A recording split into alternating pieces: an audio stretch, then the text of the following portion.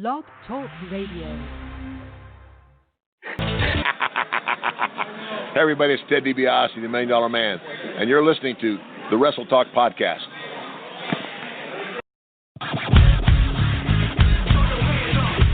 And I'm the Night Owl.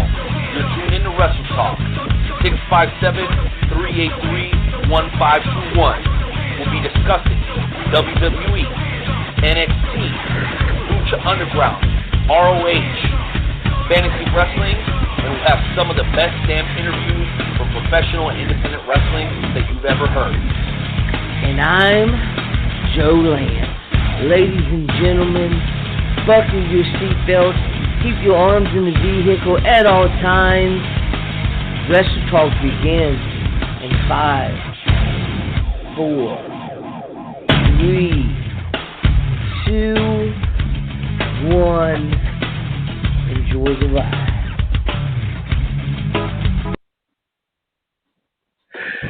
¿Qué pasa?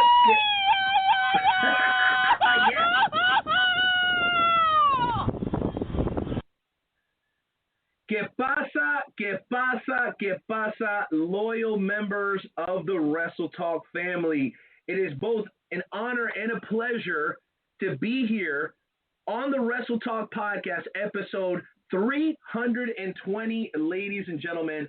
And for more reasons this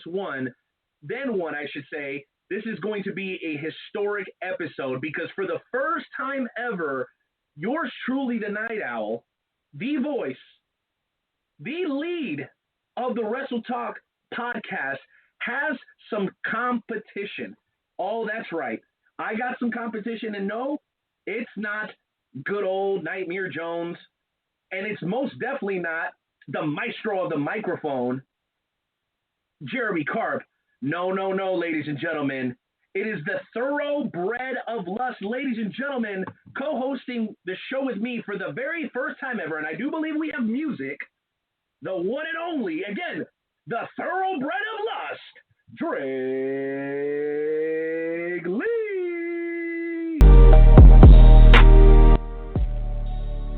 Isn't that just beautiful?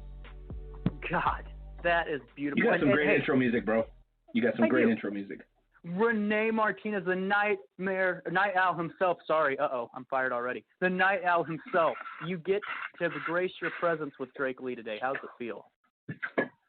Well, listen, on this side of the poverty line, things are okay. I can only imagine they're that much better on your side.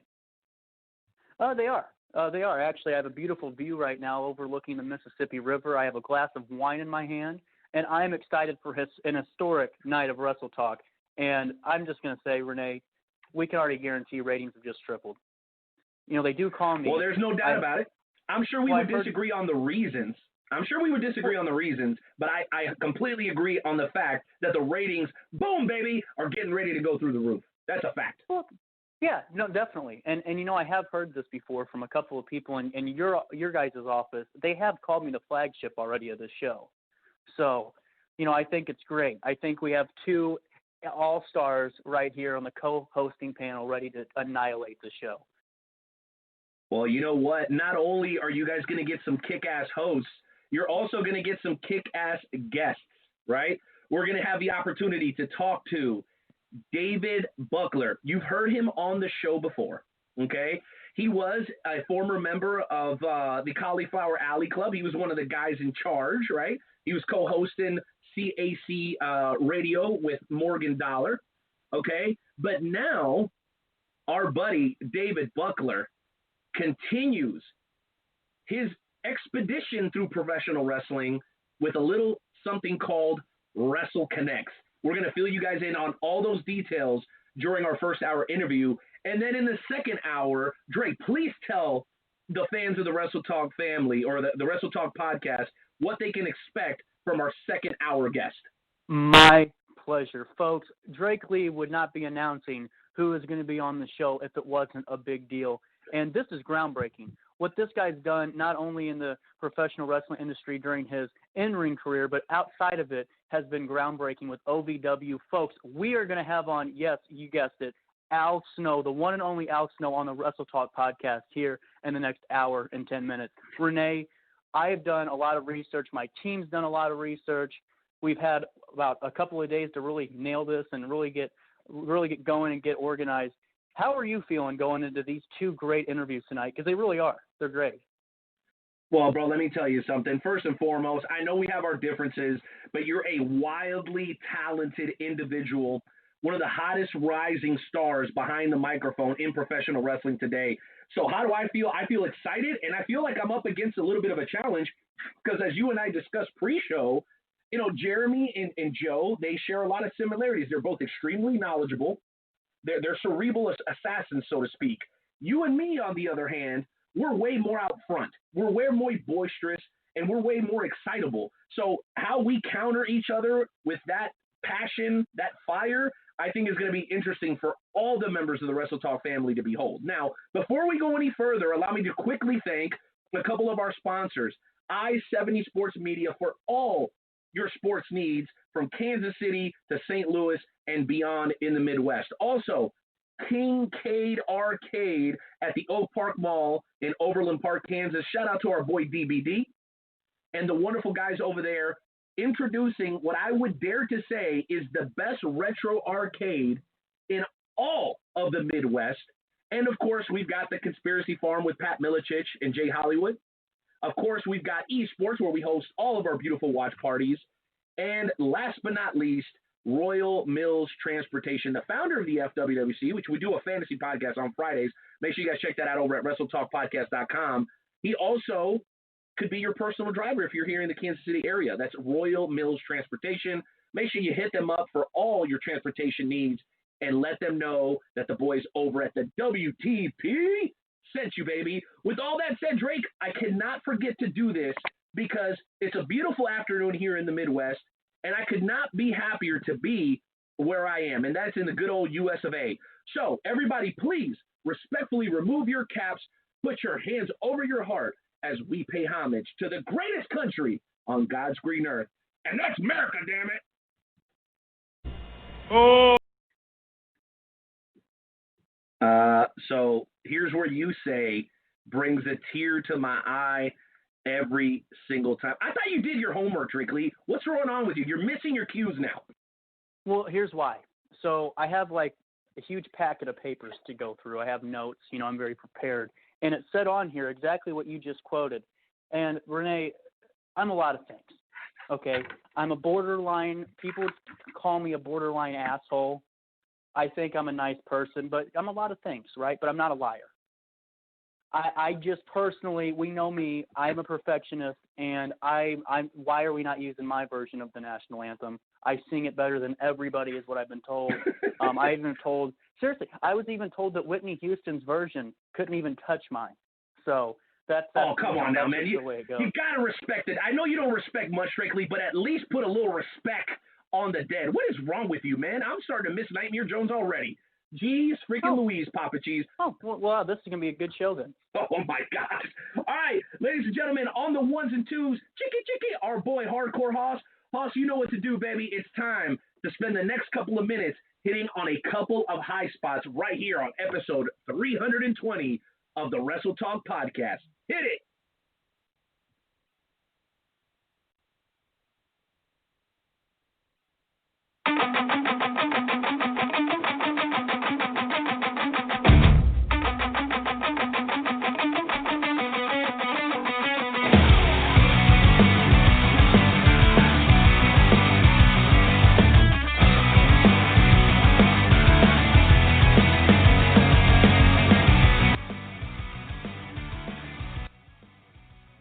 All right, amigos, welcome to this show's edition of the High Spot segment. Now, Drake, I, like you, I am a student of the game.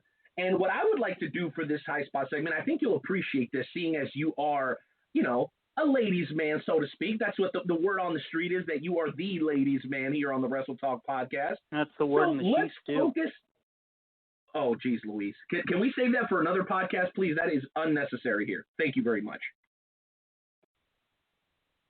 Go on. I'll take that as a yes. Okay, I'll take that as a yes. Okay. Okay, so during this edition of High Spots, as we wait for David Buckler to join us here in about 10 minutes, We're going to focus on the ladies of professional wrestling. There's 3 separate topics that I want to hit on. In the second hour, we'll do another little quick high spots, and we'll talk a little bit of Survivor Series for those who want to talk about that sort of thing. But here's the 3 things I want to hit on. The recent announcement, which I know breaks your heart, of Alexa Bliss being engaged that affect how you look at her moving forward in the WWE. Number 2, Sasha Banks making an appearance in The Mandalorian. She posted on her social media account with her actual real name in the credits, which was absolutely phenomenal. And last but not least, and I think this is the one that hits closest to home, there is a young lady who we're both fans of named Reign Victoria that is going to be making her AEW Dark debut. I want to get your thoughts on all 3 of those subjects, Drake, and you can pick whichever one of the 3 you want to start with. The floor is yours. Let's start with the most important thing. Let's talk about Reign Victoria, the Dynamo Pro Women's Champion, longest reigning Women's Champion, longest reigning champion, period, in Dynamo Pro Wrestling history. Let's talk about that. Okay, can I stop you already? Can I already stop you? Here's why I want to stop you. I apologize. I wanted to be noted that we've had women such as Mischief and Lucy Mendez in Dynamo Pro Wrestling. So being the longest reigning women's champion in Dynamo Pro Wrestling, that is nothing to cough at or sneeze at even. But go ahead, Drake. I just wanted to make sure that I put that out there. Yeah, no, you can go ahead and keep reading my notes if you want. But no, I think that's a great point. You hit it right on the head. Oh, okay. Yeah, okay. Anyway, you're right.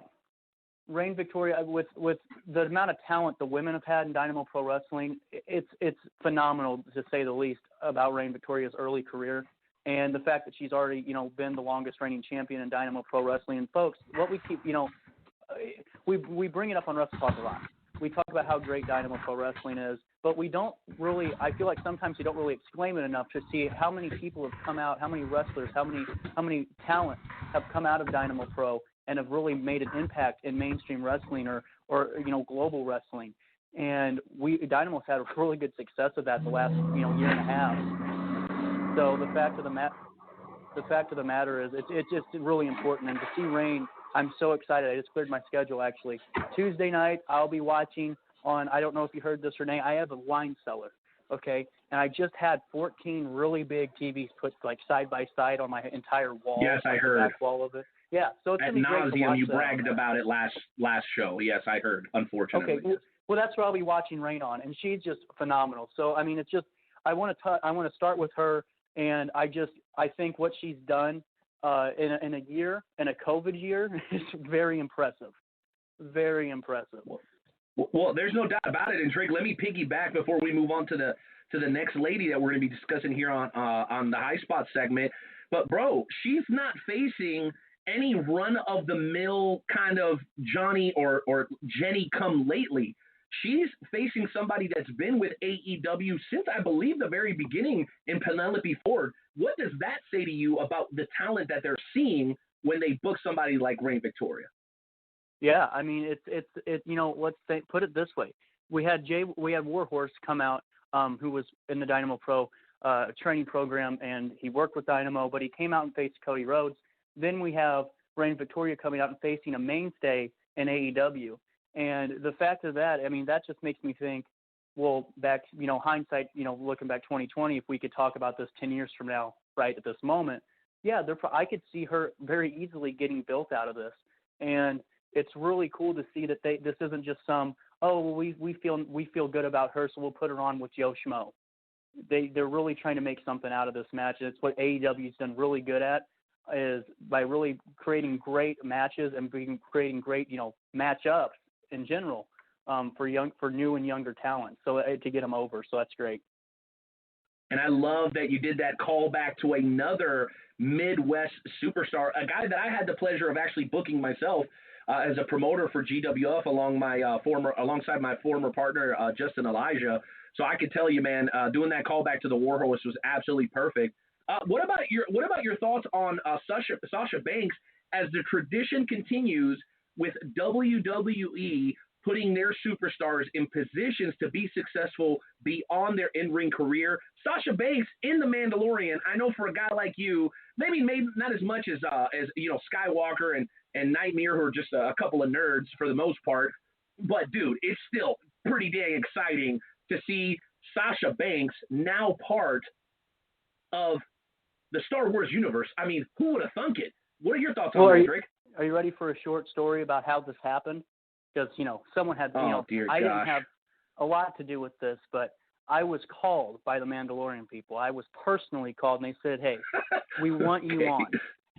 We want you on. So I said, okay. But you know what they did? Vince McMahon hears about it. He calls back. The guy calls back the producer or whatever, the casting director or the assistant. They don't have the director do that stuff. But they go, hey, we can't have you on because Vince only wants WWE people, and we really like this girl. And I didn't know who it was. And then I saw it today, and I said, well, I think I could have done a better job. Well, Drake, all I'm going to say is this. In my line of work, when you make outrageous claims like that, we demand what we call receipts. We need proof of this because I don't believe that anybody anywhere is calling you and considering putting you in the place of somebody like Sasha Banks. I mean, call me crazy, but that sounds outlandish. That's true. I mean, people call me a lot of things, beautiful, amazing, perfect, but this one's just the truth. Yeah, well, that too. But this one's just the truth. And I'll bring them. Whenever we get my studio all the way set up, we'll have a great screen that you can see everything, and it'll make it all easier to understand. But yeah, you'll understand. Vince won. He's one up on me. 1-0 Vince. 1-0 Vince. All right. Well, go ahead. I just wanted to say, for real, it's really cool to see any type of talent, what company they're in. They could be in Jim's Backyard Wrestling or WWE. To see someone get on that type of platform is really cool. So even though it wasn't me and it should have been, Sasha, good job. Sasha, good job indeed. And you know what, bro? What I went back and did, because I'm like you, I like to go back and do my research. So what I went back and did is I started to kind of look at the people that have made that transition from pro wrestling to the other forms of entertainment. Well, the one that really stuck out to me was John Cena. Obviously, we could talk about The Rock forever. But John Cena did an interview back in 2006 with Howard Stern. And Howard Stern was asking him some pretty poignant questions. About, hey, how do you feel about, having to cut the old man a percentage? And how do you feel about the old man owning your name, your government name, which is actually, John Cena's name is actually John Cena, for those who don't really know that. He said he was okay with it, and he felt comfortable with it because he said that if it wasn't for Vince McMahon, that he'd still be parking cars in southern Boston.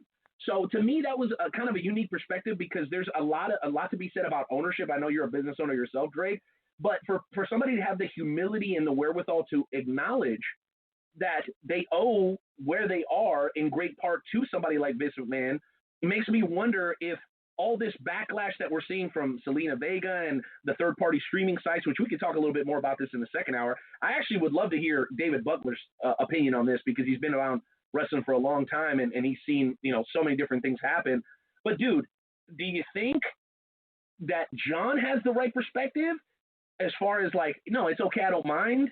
Or do you think that there should be a little bit more entitlement with these superstars that are getting these opportunities outside of WWE like Sasha Banks is doing with The Mandalorian? I know that's a loaded one, bro, but do your best. Yeah, no, so do my best. I'm going to do amazing. It was a good question. So John Cena's right. I hate, and everyone's going to be going, oh, well, that's because Drake's an ass and he doesn't want people to make money. We got to hear what the Wrestle Talk family thinks about that. Wrestle Talk family, what do you think about Drake Lee saying that John Cena's right? Let's hear from the Wrestle Talk family here. I think we're about to hear here in just a moment. Let's hear what they think about that.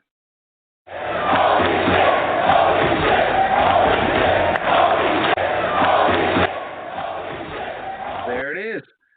The fans have spoken. They agree with you, Drake. Well, they should because, let's be honest. Everyone gives Vince a lot of crap, and Vince is a crazy guy. But what he's good at is making people a lot of money, even though you hear like all the, the sob stories of, oh, well, he did this and we didn't make as much money as him, and John Cena wanted to do this, so I couldn't go in that match. And listen, I get it. We all want to be superstars. We all want to be Steve Austin and John Cena. But at the end of the day, both of them, I feel like if you asked them, would say, yeah, we didn't submit to Vince McMahon, but we also didn't become, just a complete trailblazer and a renegade and decide everything that he's doing is wrong. And that's what these guys are doing almost now. Well, this isn't right. Well, it's been the way it has been for 25 years, so what's not right about it? He's made these guys are making $5 an hour, and now they're making $100,000 a year, $200,000 a year. There's no, to me, after that much growth in a portfolio and a salary, there should be no complaints coming from anybody. Yeah, and with that said, that even that doesn't put them in Drake Lee's tax bracket. Am I right? No, not even close. All right, well, you know what, Drake? This party is about to get way more lit, as the young people say, because we have a return guest. That's right, a long-standing member of the Wrestle Talk family is back. And we can talk about all the stuff that he's done in the past. You guys know his accomplishments. And if you want more detail, just go check out the press release over at WrestleTalkPodcast.com. That'll be up later this week, okay? But, guys, this gentleman is going into an endeavor that we have to get into because I think it is going to revolutionize pro wrestling as we know it today. And this company is called WrestleConnex. I cannot wait to talk to the one and only David Buckler all about it.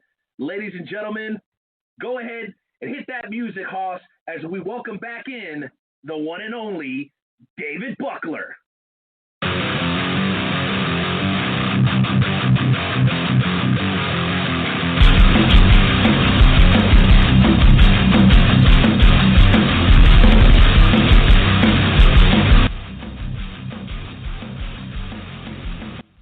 Hey guys, how you doing today? Great to be on the show.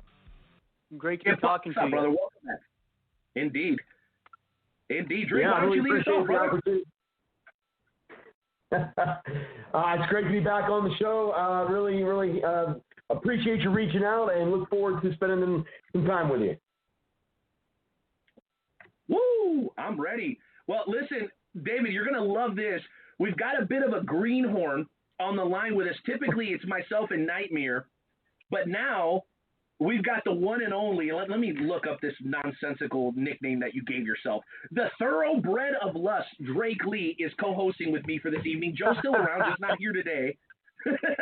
So we're going to go ahead and let him take the lead because, I've got a bunch of questions like I always do. But Drake, the floor is yours with our first guest on episode 320, the one and only David Buckler. Go ahead.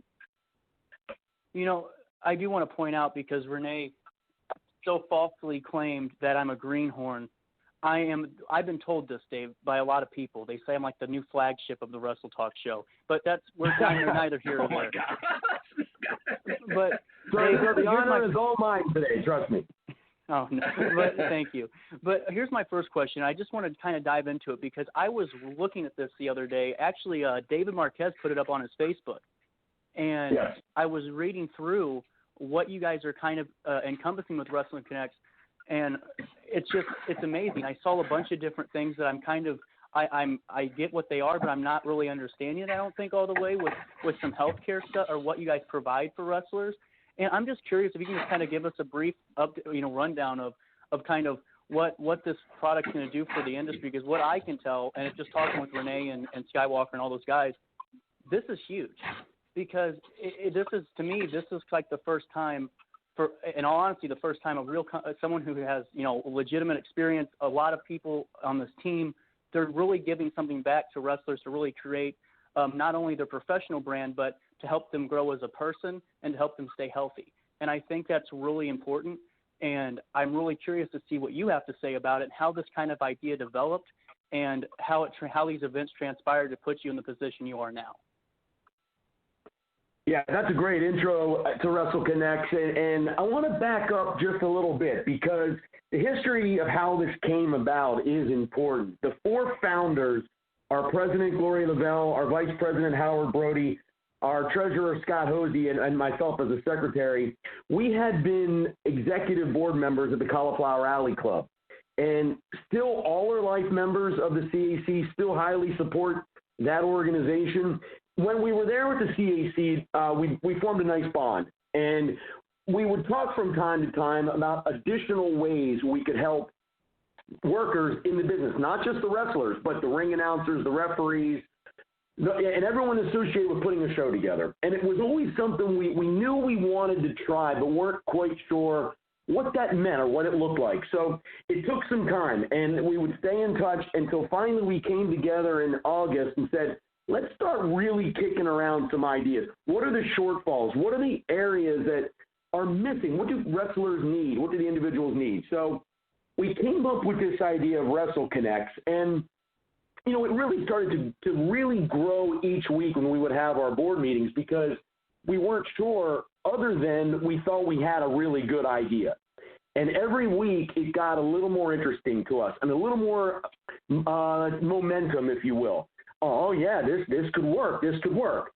So we started reaching out to individuals in other industries that we could bring in. So when you talk about the healthcare benefits, we reached out to a company that for members, because it's a members-only organization. WrestleConnex is a members-only organization.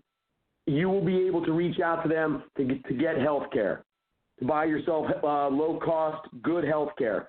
They also have dental care and other plans, vision, that you can get for yourself, because we understood that a lot of pro wrestlers are missing that. They don't have it, or they can't afford the plans that are out there. So that was an example. And once we went into like the healthcare area, then we looked at maybe some life insurance. That's another really great area that we could be helpful. And it really started to grow. I will say that the one piece of WrestleConnex I'm personally the most excited about is that individuals will be able to have an electronic press kit uploaded right into our site that will allow you to connect with other promotions around the country. I've had friends of mine that say, yeah, but, wrestlers can do that on YouTube, and there's other avenues out there on the internet. But for me, having one centralized area where promotions can go and look for headshots, match video, you can upload promos, all your contact information, and you as a wrestler or a performer can also see the promotions work, because they're going to upload what their shows look like. I think it's a win-win, and I'm very excited all the way around. Wow. Can we just talk about that? I know that Renee's going to want to ask you questions, but I want to piggyback on that last part, because that, to me, is all the other stuff you guys are providing is above and beyond. I mean, that's really groundbreaking. That's really going to elevate, I think, the entire industry. I really do. I've actually told this to Renee and to Luke Roberts. But my question is this. I hear this all the time, because you made the counterpoint in this. Well, I can just do this on Twitter. I can just do this on my Facebook. But what you're saying is that you guys have encompassed an entire portfolio into one direct place. So they could see, a promotion could see everyone's material instead of looking and clicking through 8 different links to find one and then to move on. Absolutely. And the way I looked at it, I was going to say real quick, the way I looked at it was when I was looking for promotions to work as a ring announcer, I mean, you can hunt and peck all over the internet, but I didn't really know where to go to look. There's how many promotions are out there? There's so many, hundreds all over. I was looking in Pennsylvania, Maryland, Delaware, West Virginia, Virginia. I want to go and see a list and be able to quickly look at the ones that are highly rated and have good shows. And who do I reach out to? What are the contact information that I need? And it gives me confidence as a performer, too. It's not just a one-way street where the promoters want to look on YouTube and find a guy who's 6'3", and has the look that he's searching for. So I think it's really important that it's a two-way connection there between the performer and the promotion. Without a doubt. And this is really, to me, it's phenomenal, because me just thinking about it from a young, someone who's, like I said, a year and a half in, like Renee said, I don't agree with the term, but I'll take it. A year and a half in. So I basically, you're putting me at an advantage over, because I could keep updated like chronologically from my career. And I think that puts younger wrestlers at a great advantage, because how many times do and you probably experienced this a lot with, talking to guys that really want to branch out and do something new in the industry, and they don't have all their information updated, all the, the wrestling resume that we always hear about. And to see that kind of, even though it's the same thing, to have that really, streamlined into one platform to make it to where you can stay up to date on yourself and keep up with history on yourself. So that way, when things happen, you can go back and look and to see, well, how did that last match in, such and such translate? And how did this one go? And what's the reception in these areas? and doing analytics on that, it makes it so much easier, I think. I mean, make it so much easier for any talent, whether they're an in-ring worker or a commentator or both, like me. So it's really incredible. Yeah, and once we got, like I mentioned, the insurance piece, that was a world big one because we know that's an area that a lot of individuals need help with. But we started looking at other types of areas that wrestlers need when they're performing. For example, a lot of them travel from Pennsylvania, maybe down to Maryland, and they want to spend the night because it's a long ride home. Well, there's all kinds of travel discounts on car rentals, on hotels. We have partnered with a company that has a WrestleConnex membership number. Basically your membership of $49.95 a year pays for itself the first time you use even the hotel discount. So it's really, like I said, $49.95 a year for its members. And just the travel discounts alone are really going to pay for themselves. And it keeps growing with additional things like food and drink discounts, ticket discounts to amusement parks and movie theaters, and all of those kinds of things that it could be a lot of fun for you or families, things of that nature. And we also started reaching out to individuals to help with, like, legal advice. If you need some legal advice, if you need some help with financial planning. So we're going to have a resources area that's continuing to evolve. Nothing like this happens overnight where you're completely set up right away. And we're very excited about the individuals we reached out to that are willing to be a part of the WrestleConnex family for its members. Yeah, you're absolutely right. And so my question, I have two. Before I'm going to push things over to Renee, my first one is this: what was the biggest challenge for that health insurance to be kind of to incorporate that in your guys' idea and your plan? I could imagine that this was probably a really tedious process with not even just health insurance, but a lot of different type of things like that.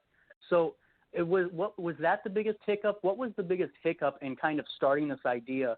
And then after that, I'll ask my last one and send it over to the Night Owl. That's a great question. And ironically, that was not the biggest hiccup. Our Vice President, Howard Brody, had a connection in the business, and he started talking to that person about, would your company be willing to insure these individuals? And they were kind of just going through a round table. And when he got sort of a verbal commitment on how that would work, that's when Howard came to the table and said, oh, my goodness, we've got to go ahead and do this because we have this. This is something we're going to be able to offer. I will tell you the biggest hiccup. We had a really good idea, but sometimes you get excited for something and then it's a lot of work and people drop off. So we had a couple individuals. We had actually more founders than the four of us, and it's just a lot of work. And they said for various reasons right now this isn't right for them. And, you got to get, it's a nonprofit organization. It's a 501c8. And to work on a nonprofit, you have to have very dedicated individuals. And just making sure we had that commitment to grind through the details to provide WrestleConnex, that was really the biggest hurdle. And once people really signed on, then it was just full speed ahead. And you're right, because I have worked with a lot of, in my business, a lot of non-for-profits, and that with time, you're right, to take out of your day to make this a great product, I could easily see that being a huge challenge, because we all have lives at the end of the day, but to find a team of motivated people to really push something along is pretty incredible too. And that's hard to find also. And my last question for you is it's just going to be a simple one, because I wanted to wrap it up with this for potential, wrestlers that are out there that are listening to this going, this is something I need to explore. So you guys are just starting off, which I'm incredibly excited for. But my question to you is, are you guys confident in your ease of access for your website? Is it easy for people to find? Is it going to be more of a mobile feature, or is this something people need to be on their desktop for? And how are you going to evolve that, do you think, in the next couple of years as you see it fit?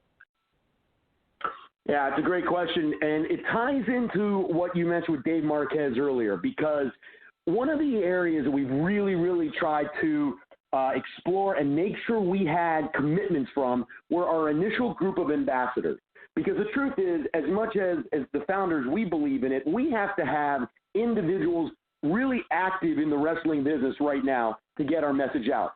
These types of podcasts are very helpful, but we have right now 5 initial ambassadors: Sergeant Slaughter, James J. Dillon, cheerleader Melissa, Rockin' Robin Smith, her name, and Dave Marquez, and we need them to give us some credibility, frankly, that the services we're providing are valuable, and we're going to listen to our ambassadors as well to make them even more valuable. And we're going to be all over social media, from Twitter to Instagram.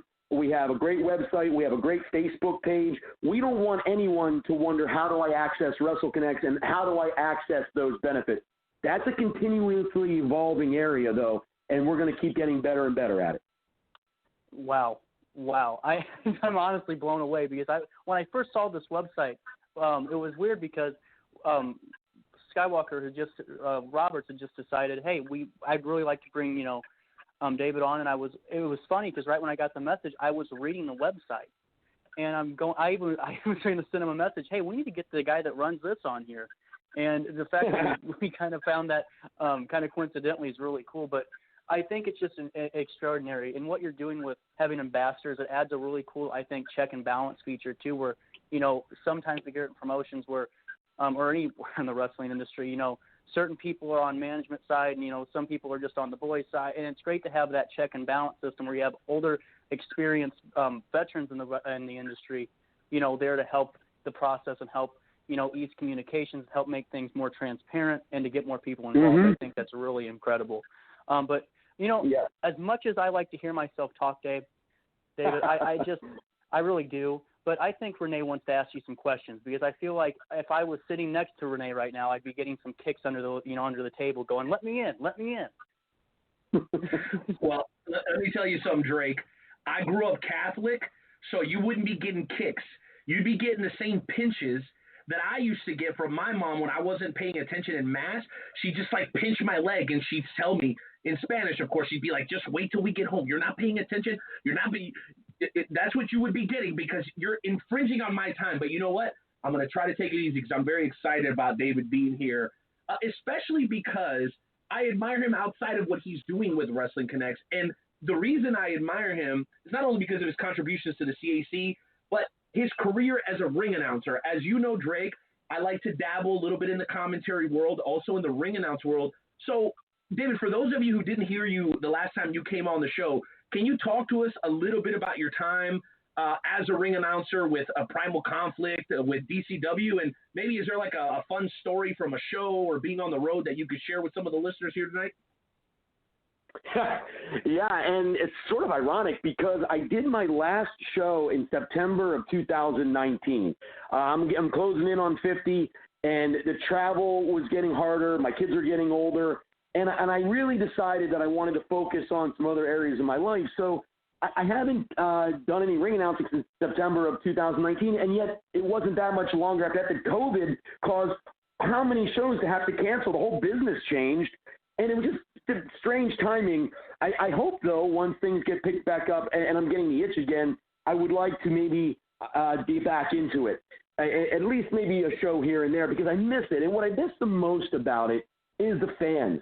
I really enjoyed being in the locker rooms and seeing the talent in there.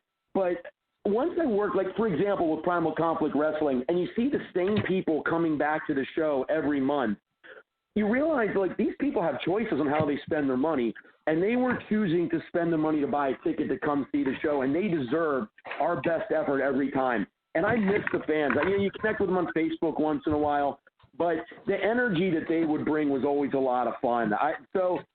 I tell you 2 things about the ring announcing. First, it really helped my real job, because now that we're all at home, working from home during this time, I do a lot of Zoom calls and a lot of meetings over Join Me and Microsoft Teams, and it's sort of a radio show, right? We're not in the same room. There's no personal interaction. It is very different. You're right. Yeah. I feel like the interaction with these individuals now is sort of like what I would do when I was doing OWW radio or CAC radio.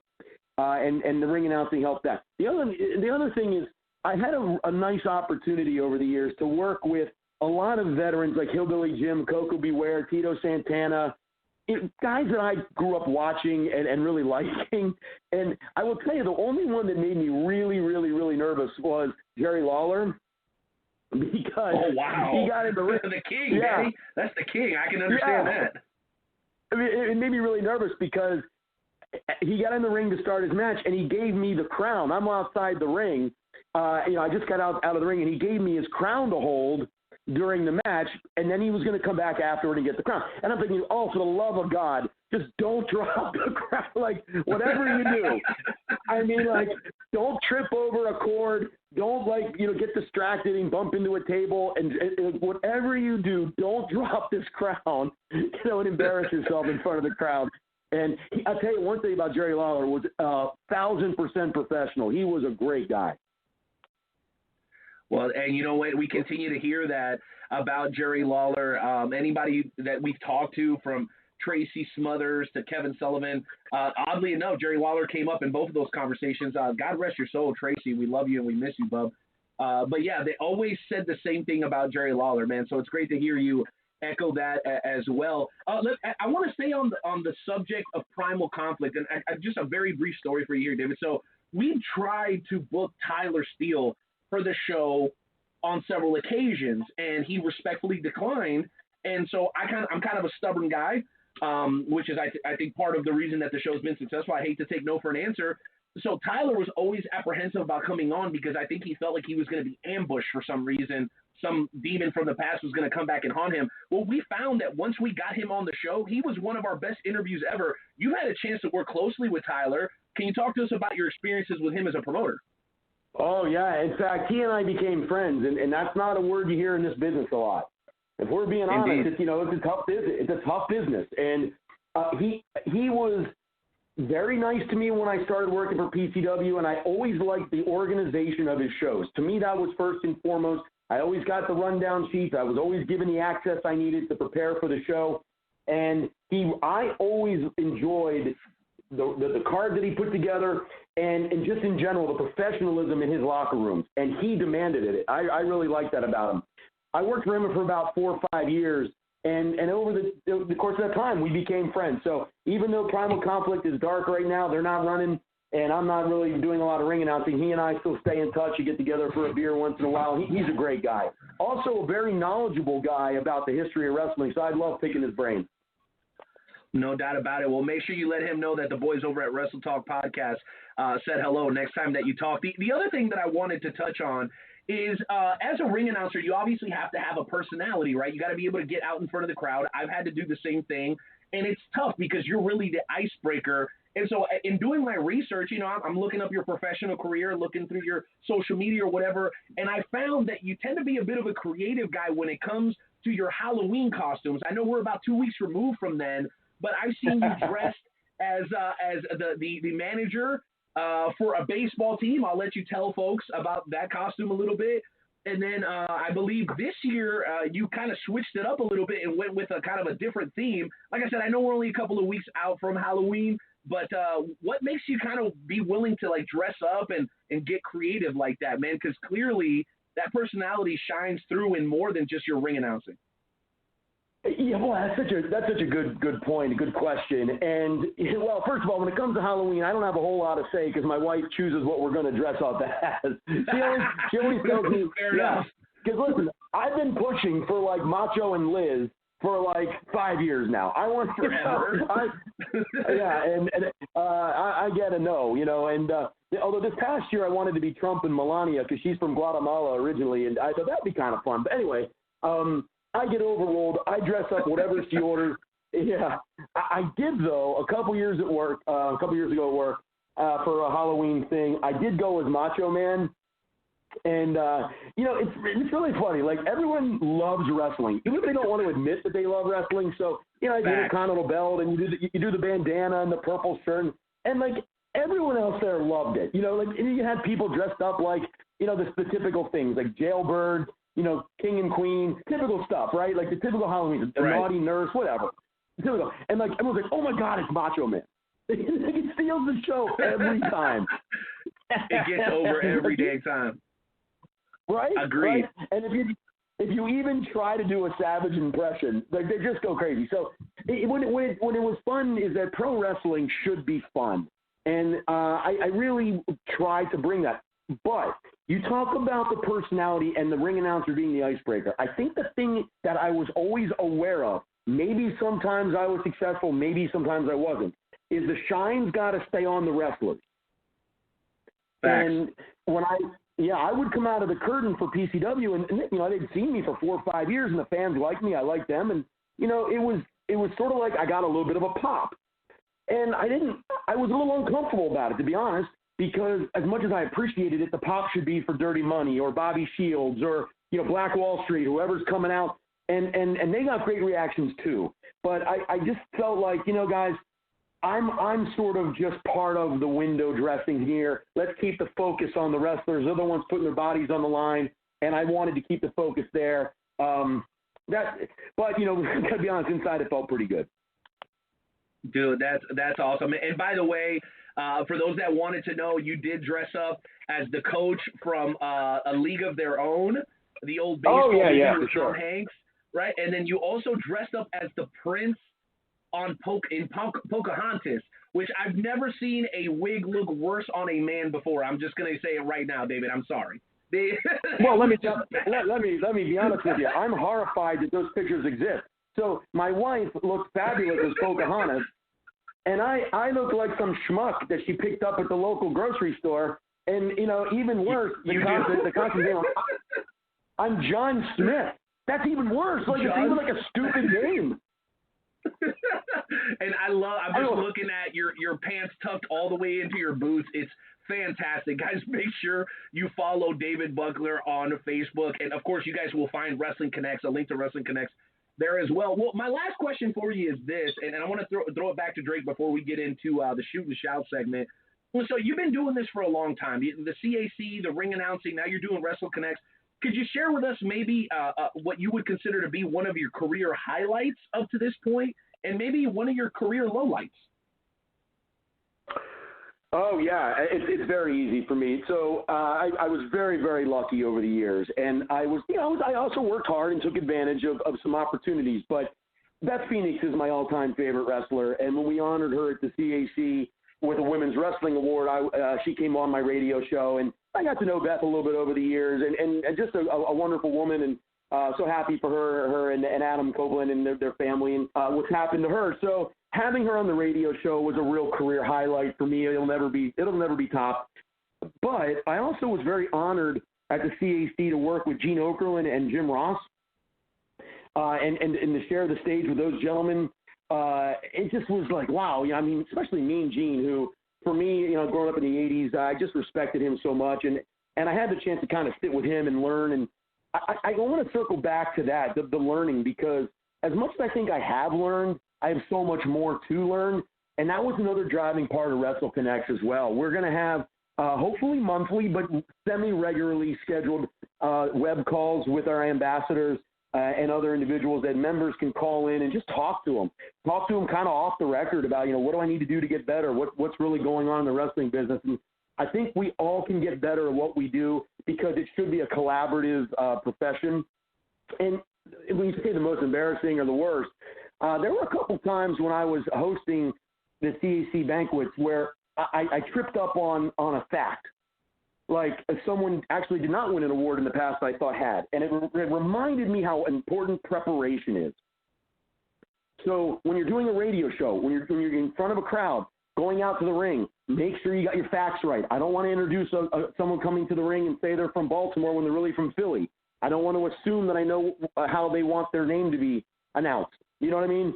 So I made some mistakes early on, especially where I thought I was pretty good at what I did, and I didn't do enough diligence. I didn't do enough learning to really do my best. That won't happen again. That's great advice. And you're I get on Renee all the time. He's never prepared, like I am. And, you're but no, Dave. You're such a liar, Drake. You're such a liar. Go ahead. Well, 6 to 1, half a dozen the other, But here's my, I want to leave with this because I feel like you're probably going to be pretty appreciative of it because I have been, just because I really like to see growth, and not only just with certain wrestlers and talents and ring announcers and interviewers, but growth in the business, in the industry. And what you're doing is growing it exponentially, in my opinion. I think it's going to be a really big deal in the coming years. I think it's going to be one of those things that almost every wrestler, especially every wrestler, knows about, but a lot of just average Joes that aren't wrestlers or ballets or whatever you call them, or whatever you have, really, they're going to know about it too. The fans will know about it, and I think that's really important. But one other thing I wanted to get your viewpoint on and opinion on is we're having on Al Snow in the next couple of minutes, and what he's done with OVW with the vocational school or the technical school, and all the stuff he's doing to kind of build not only someone as a wrestler but to build them as a person. What do you feel? What are your thoughts on what OVW is doing? Because I haven't personally heard them. If you have expressed them in the past, with me being new on the show. And then number two, how do you think is there a way, do you guys think you could correlate what they're doing and kind of help grow the business even quicker than what you guys are doing now, which is already incredible? Do you see a relationship there, or with newer wrestlers going into that school to help, get them on the right track when they get when they graduate the program? How does that look for you? What are you thinking about? Well, I think it certainly signals great things for the future. And first of all, I worked with Al before in Leesburg, Virginia, and I remember he was a great guy. And I remember when he was out for his match, the crowd was so excited to see him. And I had the privilege of interviewing Buff Bagwell one time. And I'll never forget this. And on the radio show, Buff said, you got to make a dent in this business. There's a lot of guys come and go, a lot of girls that come and go. You got to make a dent. What stands out? What are people going to remember about you? And I remember that when Al came out, because the crowd remembered him so fondly. They were crazy for him, and he gave a great performance. And it's really hard to do. And so he's a great individual to continue what OVW is doing, passing on what they've learned. It's very easy, I think, to watch TV and think, I want to do what that guy on TV is doing. But that doesn't mean that's what you should be doing. And so I hope that the individuals that Al works with and anyone out there that is being trained or listening to folks like James J. Dillon or Sergeant Slaughter, listen to what they're telling you about creating your own identity, the way you're going to make a dent in the business. Because if I look back on my career or on the wrestlers that I love, it's the ones that felt most authentic to me in this crazy world of pro wrestling, right? So, right. Well, I mean, if you can't believe your bullshit, how can anyone else, right? There's 100%. So I love the fact, when veterans like him give back and tell you, listen to me, I'm trying to help you. And the ones that succeed and take it to the next level do listen. They may not like everything they hear, but it's the same thing we're going to do at WrestleConnex. We're going to try to help. We're going to try to, we're going to learn from each other and connect with each other. And I think it's important as the generations go forward that we learn from the past and where the successful wrestlers have been. You just hit it right on the head, because I kind of really did want to transition this point before I flipped it back over to Nate, and I said, my furloughs. But what I think that's huge, not only just for wrestling, but what I try to instill when I have meetings with local youth programs and things to that nature, and I have speeches for schools, and I do that. But a lot of times, especially in my generation, me being 21 and gorgeous, just ask Renee, we have kids that they expect all their criticism to be built up around them. Like, hey, even though you really did something bad, good job. They want that as criticism instead of saying, hey, here's what you did okay, here's what you didn't do well at all at, here's what we can help you on, and here's what you can look at to use. And they take that as them being dogged on in a lot of cases, not just in wrestling, but like I said, with life. And the fact that, like you said, Al Snow does it, and all these veterans that have done it, like Tracy Smothers, and, we could probably list an encyclopedia of guys like this. They need, you got to take what they're saying, not with a grain of salt, but with great respect, because they're taking time out of their day when they don't need to help somebody. And I think what you just said to summarize that was really great. It's not going to be what you want to hear all the time. It's what's going to help you is what you need to hear. Amen. Agree with that wholeheartedly. Yeah. Well, Drake, making a great point there, and I apologize if I cut you off, David. What I want to do now is transition to the final part of this interview David, when you joined us last time, you joined us in the second hour, and if you remember, we did a little bit of a trivia challenge where I believe you defeated Nightmare Jones. In the first hour, we got a little bit of shtick here that we call the Shoot and Shout segment, and it's a little bit of a therapeutic session. Everybody gets 30 to 45 seconds to get it off their chest. Anything in the world that happens to be bothering you, whether it's wrestling related or you're just pissed off that you bought a bag of chips and it was only halfway full, we do it, and it's usually a whole lot of fun. It's usually a whole lot of fun. We've got some music that we're going to play just so that you guys both get the gist of it. I'll go first. Drake will go second. And by the time it's your turn, David, I'm sure you'll know exactly what to do. Are you boys game? Roger that. Do I get paid if I say no? Drake, you always get paid. That's true. Fair enough. Hardcore Hoss, MC in the back, you know what to do, baby. Let's go ahead and get into tonight's edition of the Shoot and Shout segment.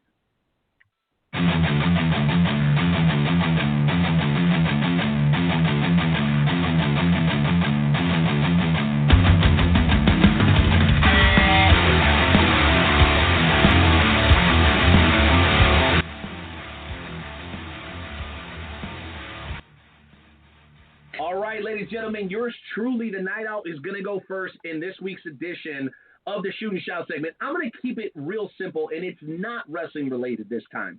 My Shoot and Shout is about Christmas music being played way too soon.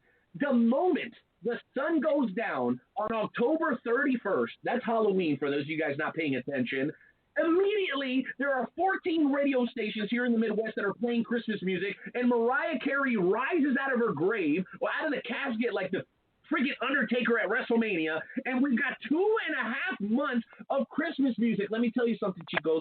I've got young children. They can be a little annoying.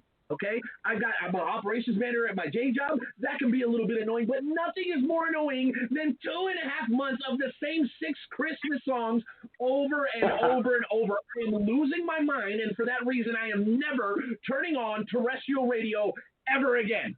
I'm sick of it. No Christmas music until after Thanksgiving. You know why? Because the Night Owl said so, dang it. That's my shoot and shout for tonight. Drake Lee, have at it.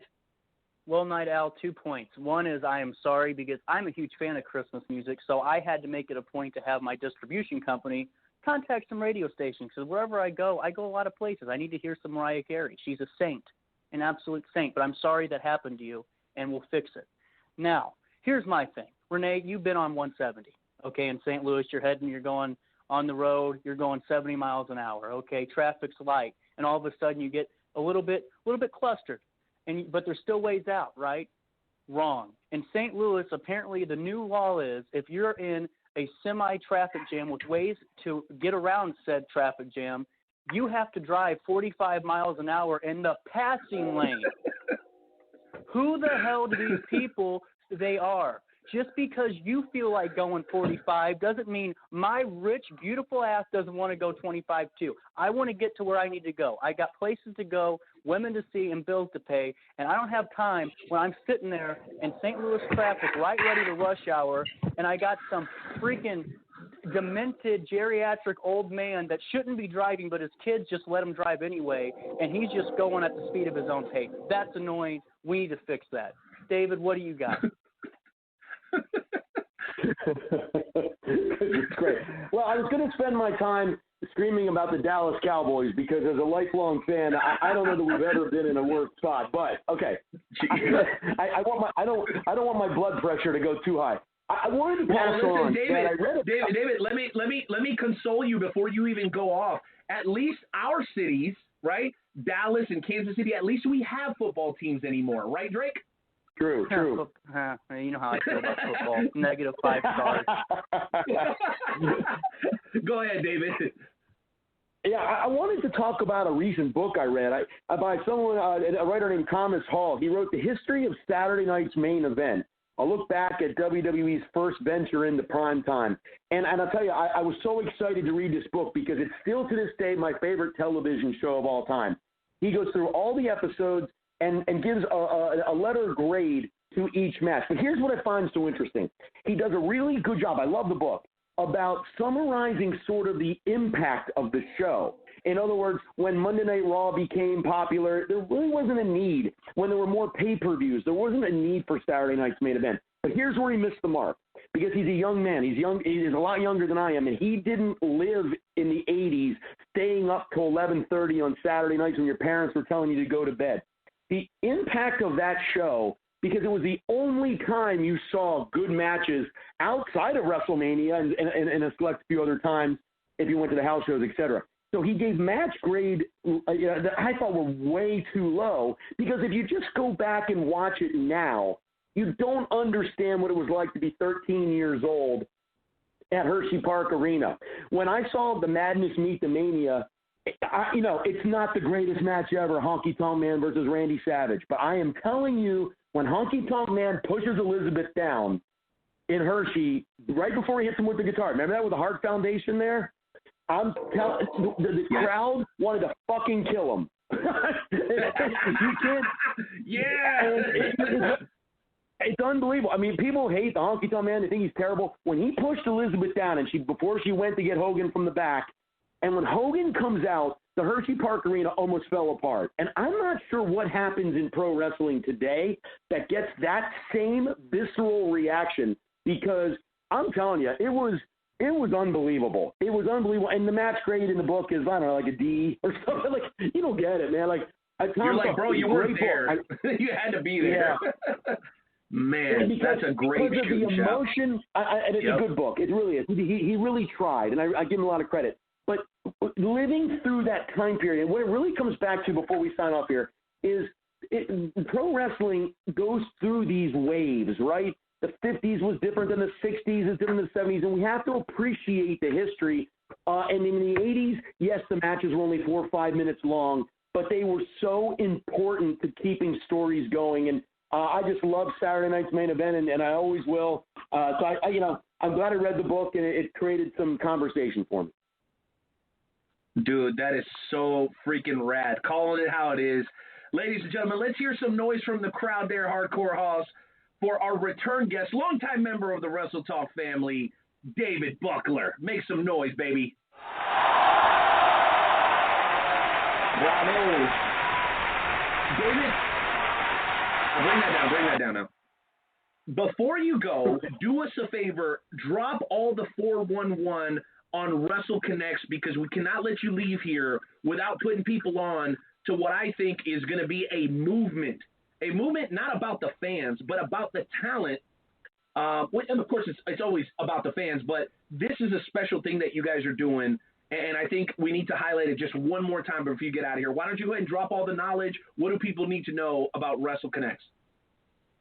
Sure. Thank you again for having me on the show. I always enjoy it. I look forward to the next time. I ask that the listeners in the business, remember, it is a members-only organization, WrestleConnex.com. Check it out. It's $49.95 a year. It is a nonprofit. All the money we make goes back into the organization to increase the services we can provide to the members, whether they be access to life insurance, health insurance, dental insurance, legal advice, electronic press kits, help with financial planning. We're going to have a lot of resources on there to help you with headshots, all those types of things. So check it out, WrestleConnex.com, also on Facebook under the same name. We'll have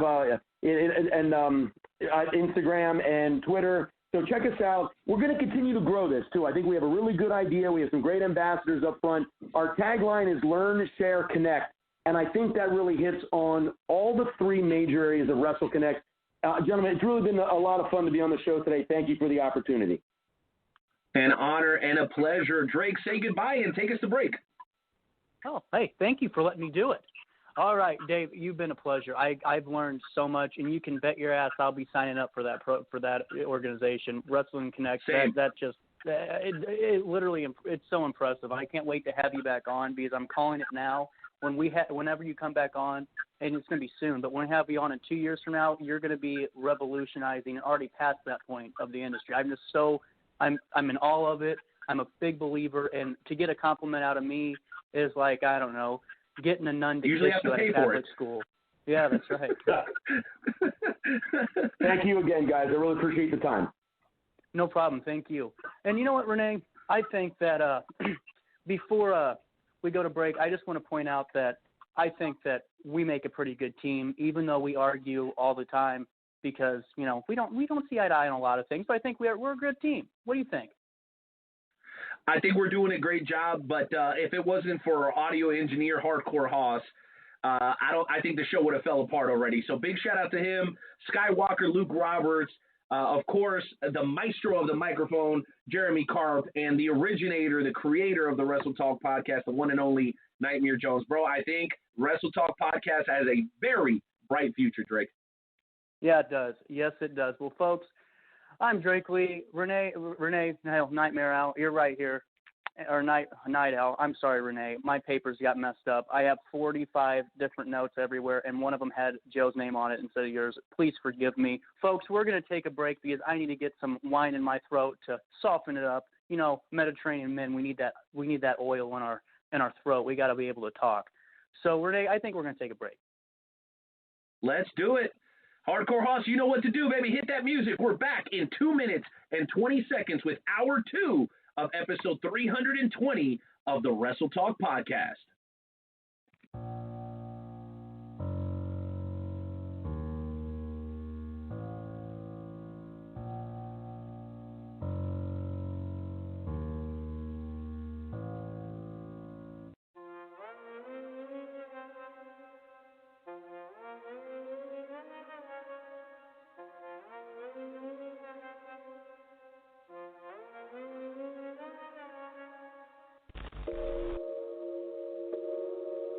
Yeah.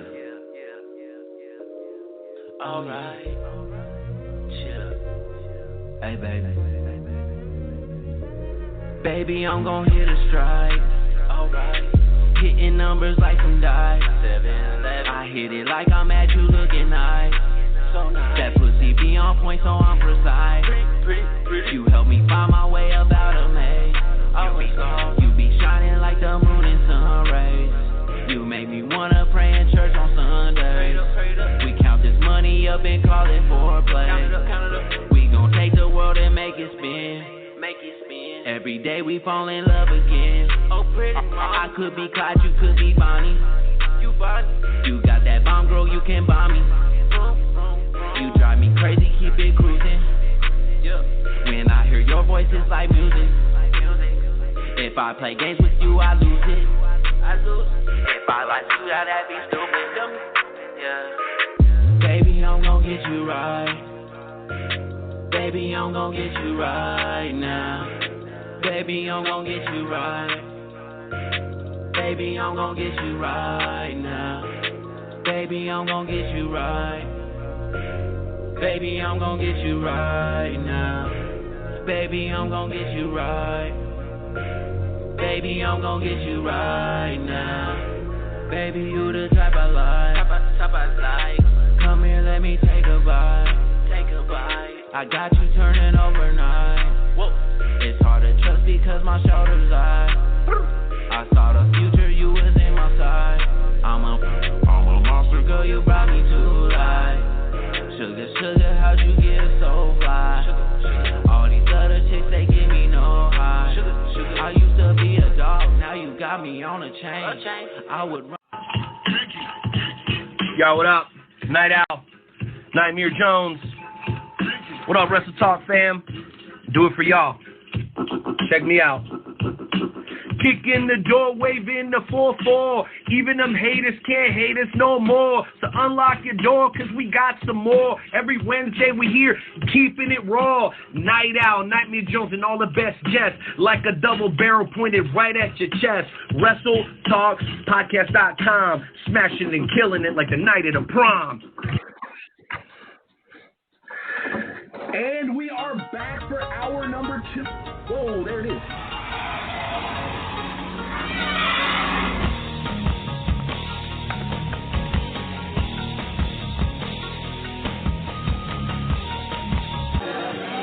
Hey, wrestling fans, Ricky the Dragon Steamboat talking at you, and you're listening to the Wrestle Talk podcast.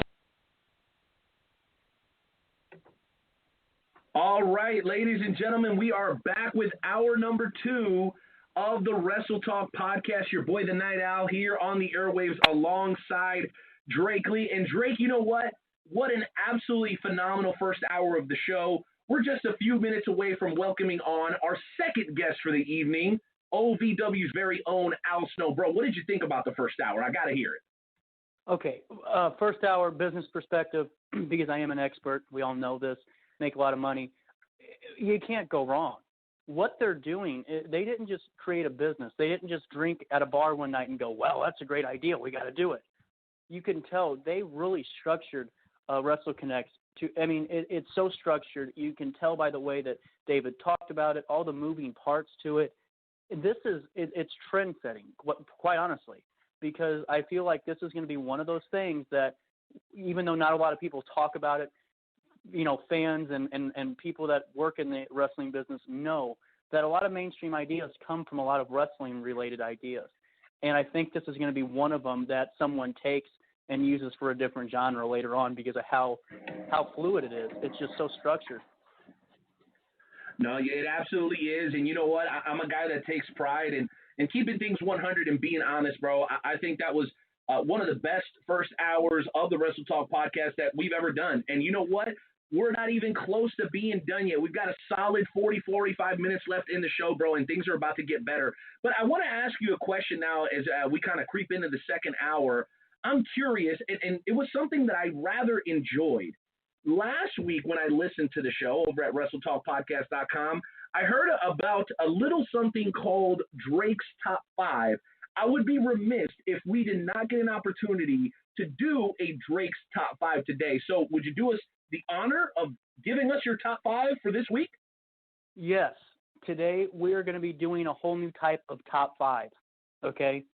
So I feel like, you know, we didn't do it service because we didn't really get to talk about it. We missed it on the high spots. We had to get our interview going. We didn't talk about Alexa Bliss. I think it's bad because it should have been me. But we're going to move on from that.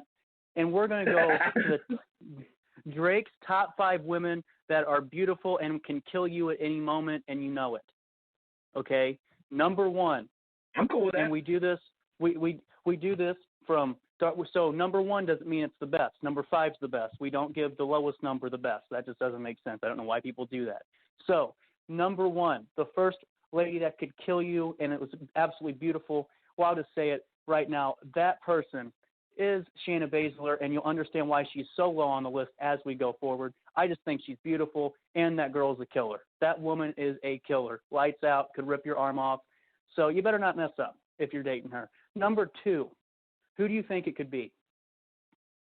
I would guess one of the people that would be near the top of my list would probably be Nia Jax. That would be my assertion. Yeah, that actually that's a great guess. She's a little bit further up the ladder, but you'll understand my reasoning in a second. Okay. I switched her with this person just for this reason. Number 4 is Awesome Kong. That woman is beautiful. I've always thought that for real, and that woman could kill anybody. Vicious, strong, and she will take your lunch money and laugh while she does it probably. So there's number 2. Number 3. This is a big one. Number 3 is, to me, that woman is beautiful. We know that, and honestly, I think that, quite frankly, her and I make a good pairing, Renee. But what she can do, so could you imagine, okay, let me ask you this question, Renee. You're sitting there at home with your beautiful girlfriend, Asuka, okay?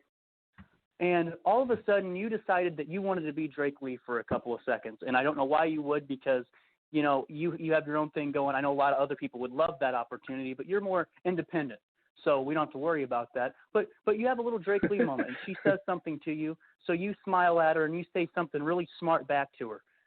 I could guarantee you there's about 800 ways she could stretch you before you even thought that she was lunging at you. So that's why she's number 3. Drake, you're out of your mind. All right, let's keep going here. Number 2 is Ronda Rousey. And last-minute switch, obviously Ronda Rousey could mash anyone's face in, and we've all seen what she can do in UFC. It's a pretty obvious one. But let's get to number 1. It's Nia Jax. Here's why. Yeah! Nia Jax is a very beautiful woman, but we have a little bit of an issue with, you know, sometimes people get hurt. So my thinking on putting her number one is if she likes you and she's hurting you, she's probably going to hurt you when she doesn't like you too. So if you're living with Nia Jax and she asked you to take out the goddamn garbage because it's been sitting there for 3 days, I would do it because you're going to get Samoan dropped into oblivion and you're going to feel lower than the dog did when you screamed at it for knocking over your wine. It's true. That's a great list, Drake. It really is. And you know what? If you guys want to continue to hear more of Drake's top 5, make sure that you lock in to the WrestleTalkPodcast.com. Drake, an absolutely wonderful list this week. I'm going to have to give it a 5 out of 5. Well done, sir. Very well done. Thank you. Thank me. Thank me. Of course. Why wouldn't I? I mean, we all know it was your assistants that did all the work, but sure, you can take the credit. That's fine.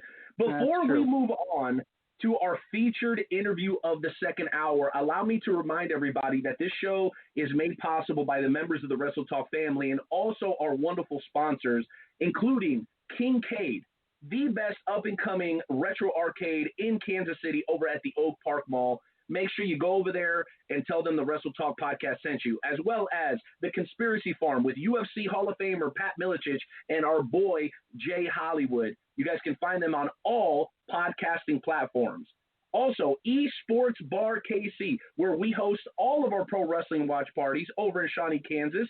Big shout out to our boy B-Will. Again, make sure you make your way over there and tell them that your boys at the Wrestle Talk podcast sent you.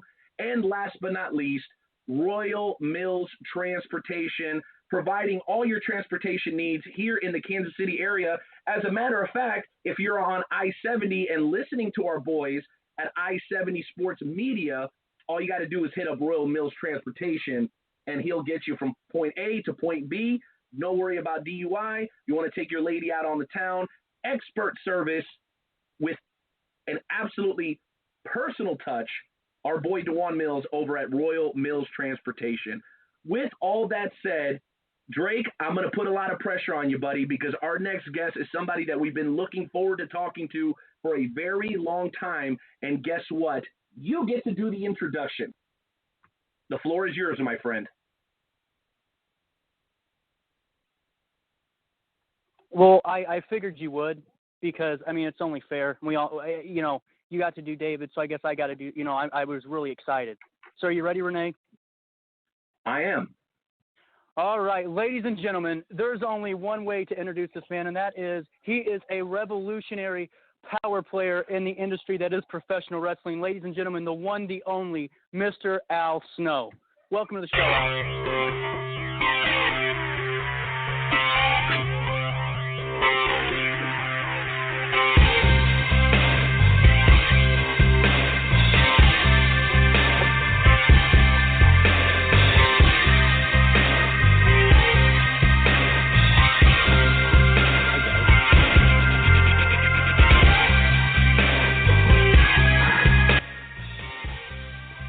Hi, guys.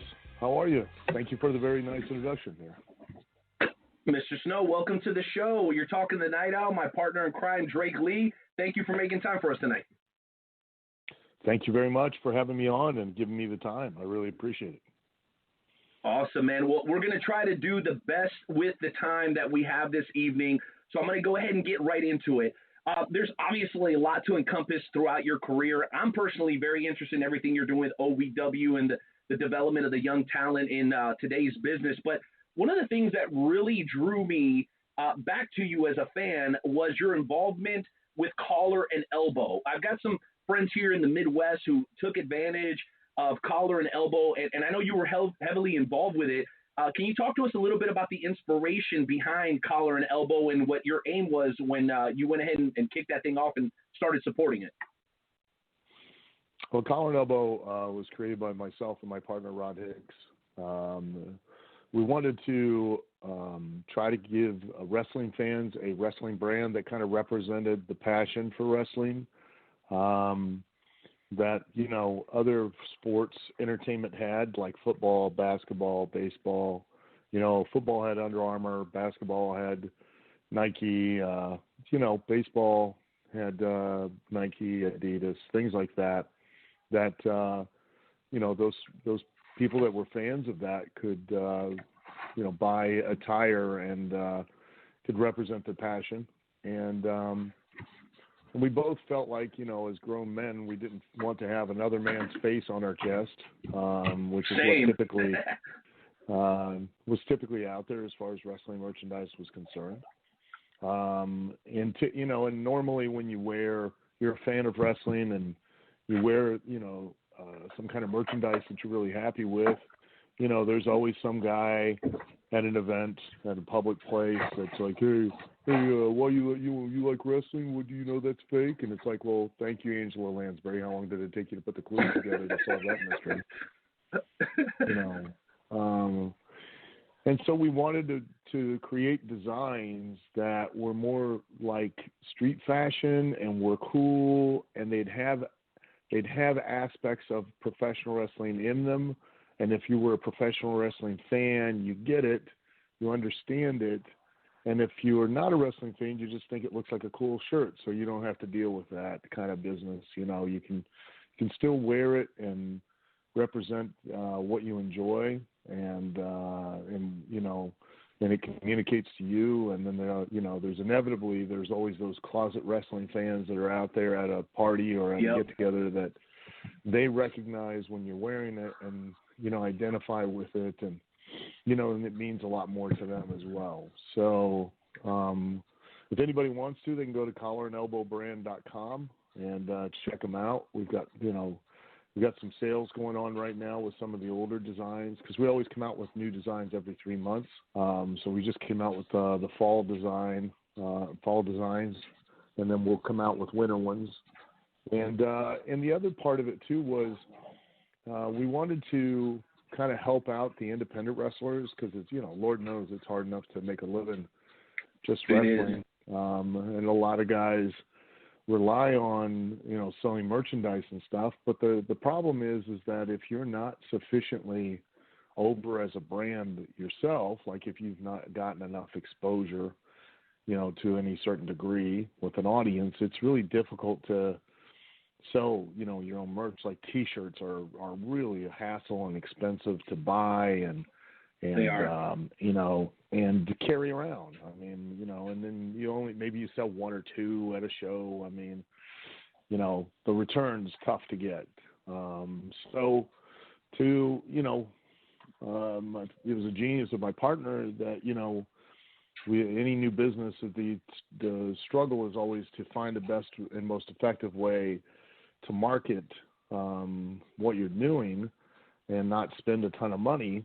And so we kind of came up with a you scratch my back, I'll scratch yours type of situation where, if we could get the brand itself, Collar and Elbow, recognized and get it acknowledged and get it, really over, then what we could do is offer to the independent wrestlers, that they could make, be sponsored athletes, and they could get a code and wear the T-shirts, wear the apparel, put it up there and market it on their social media, that they were sponsored athletes, which in turn helps them because they've got a discount code that motivates people to use it, which is a 10% off code. And then they basically, for every shirt that's sold with that code, they would get a 40% of the profit, which turns out to be about $5 a shirt for each shirt sold. So, if they sold 100 shirts, they made $500, and even if they sold 10 shirts, that's $50, and that could get them to the next town, if nothing else. So that was our hope that we could give back that way. We created the Roundup program for the Cauliflower Alley Club, that has been a huge charitable institution for professional wrestling and boxing for decades. And we've been able to raise thousands of dollars for the Cauliflower Alley Club. And it really was all born out of just a passion and a love for professional wrestling. So. Well, I could definitely see that. And just so you know, in the first hour of tonight's show, we actually had David Buckler, formerly of the CAC, on with us, and he had nothing but great things to say about you. So clearly that the relationships made through the CAC are still very, very strong. And we're all members here, yourself, myself, my co-host Drake. We're all longtime members of the CAC, and we obviously know what they bring to the table. So kudos to you for you guys have contributed, because they're doing big things. This year's obviously been rough on them, just like everybody else. But the CAC, man, that's a special organization for sure. Certainly, yeah. And, we were taught in the wrestling business, it's one of the many rules when I broke in was that we take care of ourselves. We take care of each other. We take care of the boys. And, CAC has done a marvelous job of doing that over the years. And, what we can do, what little we can do to help contribute to that and assist in that, it's only the right thing. Well, and beyond that, I wanted to ask you, because one of the things that I know for sure here throughout the Midwest, where I do some ring announcing and commentary, is that people always turn to you for information, whether they make the trip up to OVW or they're watching your stuff on YouTube. Where do you think that comes from? Like, when you were coming up in the business, were guys always real good about taking you under their wing? And is that something that you kind of inherited from the OGs in the business? Or does that come from something else, like maybe in your childhood or growing up? No, I had a lot of I was fortunate and had a lot of good guys. The guy that trained me, Jim Lancaster, and Al Costello, former of the Fabulous Kangaroos, and Mickey Doyle. Be remiss without talking about him. But others too. I mean, there were plenty of others that in their own way took me under their wing and were trying to help me. It's just that. At that time, and the wrestling business is not a very verbal business. It's more of a very tactile business, and you kind of learn by doing. And it would, as I get older, I realize a lot of the lessons that I was taught that I just didn't pick up on at the time because I was too young and too green to see the whole picture, because they didn't out and out tell you. They just kind of let you feel your way, so to speak. And but those lessons were invaluable, and I have a passion for wrestling, for professional wrestling, for the art of professional wrestling, and I feel and always have felt that there's certain aspects of professional wrestling that are intrinsic, that have always been there, and they've always been there for a reason. They serve a purpose. They have a structure and a reason that allowed professional wrestling to not only survive but thrive at different times in different areas, and without passing along those intrinsic things, the real art of professional wrestling starts to suffer. Now, a lot of people take the tact, and then they're rightfully so, that since it's an art form, that right. It's open to interpretation, which it is. But it's still like there are certain styles of art that you have to follow certain parameters, and the real art form of professional wrestling is to make an audience believe in the singular lie that is in professional wrestling, which is that we're out there really in a competitive situation trying to win and lose because we're prize fighters. No different than boxing or MMA, and and to do that to that end, you have to follow certain precepts, and and there were certain rules of conduct and etiquette and how to conduct business that are slowly being lost these days, and have kept everybody in a certain place that allowed us all to communicate and continue to do business with each other in a very, very weird dichotomous situation where you're required to go out and individually make yourself a star, but at the same time, you can't be a star without everybody else involved. So, it's kind of a weird situation. Well, everybody's absolutely got to be in on it, including the fans. That's for sure. And I love hearing you reminisce about some of the stuff that helped influence some of the stuff that you're doing now. And in doing my research for the interview, I did find that early on in your career, you competed in the Midwest, specifically St. Louis, just a couple of weeks into your career against a couple of fairly high-profile names in this area. Kerry the Crusher Blackwell, Hercules Hernandez. Do you have any memories you could share with the listeners of the Wrestle Talk podcast, Al, about your early career and your stops in St. Louis? Yeah, you know, I used to when I first started out. You know, I basically started out as a job guy. That was how you would, you know, you'd slowly break your way in. Is that, you know, you weren't in the territory. That so that people understand what a job guy is that job guys weren't guys that lost. That wasn't the case. Job guys were brought in because they weren't in the territory, so they weren't making any money on the live events each week. They only made money at the TV, and they were the only ones that were paid for TV. So, like, if I worked with Kerry Von Erich or Ray Hernandez, Hercules Hernandez, or, you know, Crusher Blackwell, or Dewey Robertson, or Mike George, or any of those guys, Bulldog Bob Brown, those guys, they didn't get paid for TV because they made their money on the live events. And by being on TV, that was what made them a factor in how many people showed up at the live events. So they got a percentage of the house. Whereas I just came in just for TV.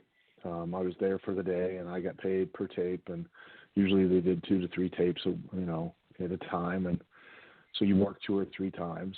And, you know, you were there to basically get the other, you know, the talent that were going to go out on the live events over. And then that's how you broke in. You know, you weren't trusted to actually have a match by any means.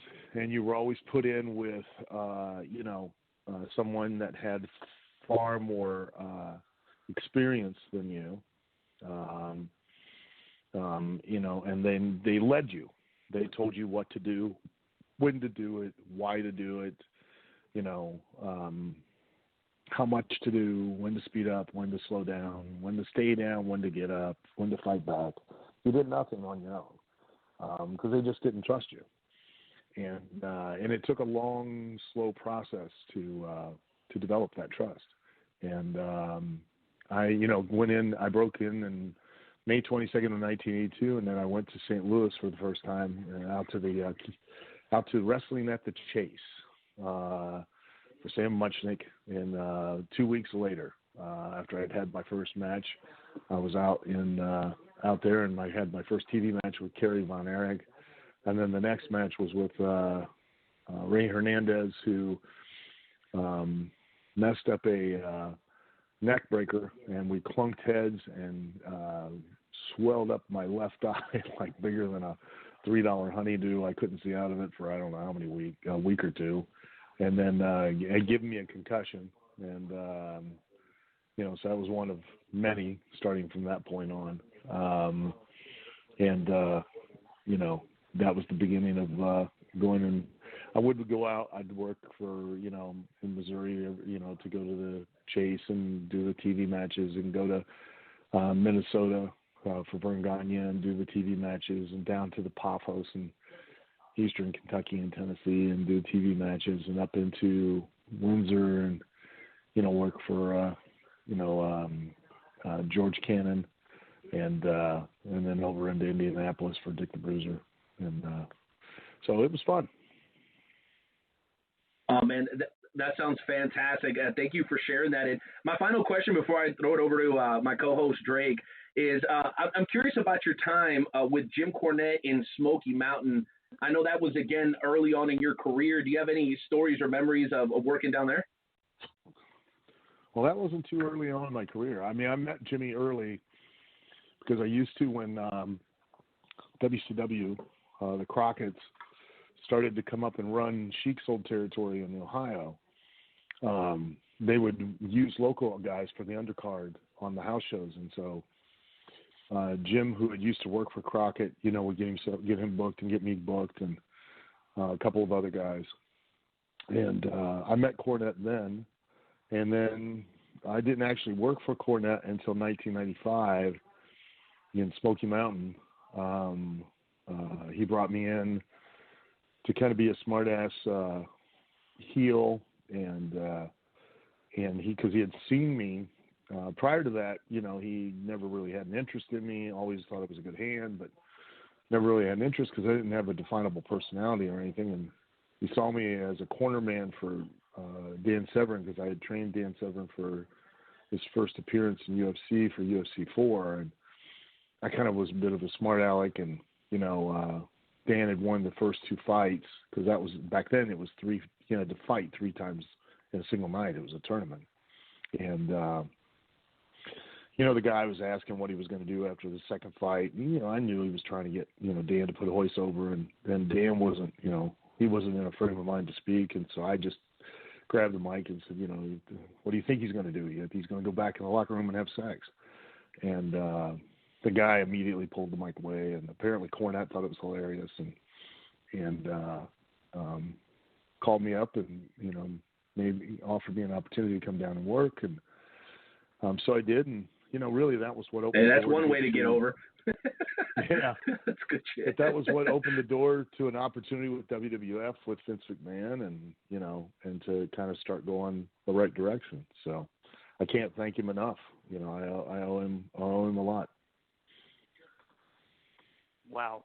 That's really interesting. And now this is Drake, and I'm really excited to ask you this question because I've been watching the last couple of years as we transition into OVW, just the development of this brand and what you've done with it. And you aren't only just propelling a brand, in my opinion, that's going to be strong for a couple of years. I mean, you're building this for a lifetime of success. And there's so many things that you've done and incorporated with OVW. But my big question is, just to start off, when you're developing these ideas with the school and the actual school along with the training school, and you have these variables coming and going at you, what was the biggest hiccup when you were trying to really finalize this or really get the ball going? What's that? What was that kind of that one thing that kind of just hicked up things and held you back a little bit in your path? Because even though everyone that's listening goes, well, come on, how does Al Snow have any trouble doing this? I mean, in business, everyone's everyone, and it takes a lot, So, right. And my question is, what was that biggest hiccup? What was that biggest hurdle that you had to overcome to really get the ball rolling with such a great product? Well, first off, thank you very much, and that's a testament to all the guys that are helping me and working with me, and I can't thank everybody enough that all the talent and everybody that to follow my vision and my direction and to try to make it a reality. The biggest hiccup or the biggest challenge, I guess, initially was being told that I couldn't do it because it had never been done before. It was very tough to try to get everybody on the same page and get them to understand and see that just because it hadn't been done doesn't mean it can't be done. And just because, we don't necessarily have all of the resources that we need, if you want it bad enough, you'll find a way to do it. And the second one, I think, was making getting the designation or the accreditation as an actual trade school for professional wrestling and sports entertainment and broadcasting. That had never been done. And when we went to the State Office of Proprietary Education, gratefully, the head of that, she was very open to the idea and thought that it was very needed, and understood its need and its necessity, and was of a big help for that. But it still took about almost a year and a half to go through all of the steps and the paperwork, and because they don't do it lightly. They don't hand out accreditation as an actual trade school very easily, and especially for something as unusual as professional wrestling. And right. So we had a very, very tough, very challenging way to go. But thanks to my partner, Chad Miller, and I, Chad helped immensely because he really worked on the paperwork part of things, because it was the forms. I think we turned in it was a binder that we had to turn in. We had to turn in 3 hard copied binders. They were full, and they were at least over 650 pages long, front and back, of all of the information that we had to supply on the operation of the trade school to get accreditation. It was insane. We took it to Kinko's or one of those places so that we could get it printed and collated, and I think it was almost $200 that it cost to just get all of that printed up to submit it in hard form to the state. It was crazy. Wow. So I literally just took a bunch of stuff to a printing company, and I only had 100 sheets printed off, and I'm going, wow, that's a little bit too much. But I could only imagine that printing bill. So real quick before we go on, my question is, you've been doing this for a long time with training talent and training prospective wrestlers that really want to make an end in the industry. And has your perception on training potential students, has that changed since the founding of or since you took over OVW, or has it has your opinion on it stayed the same or gotten stronger with OVW? How you train individuals, your style, and how you present information with your team, to those trainees? No, my opinion hasn't changed.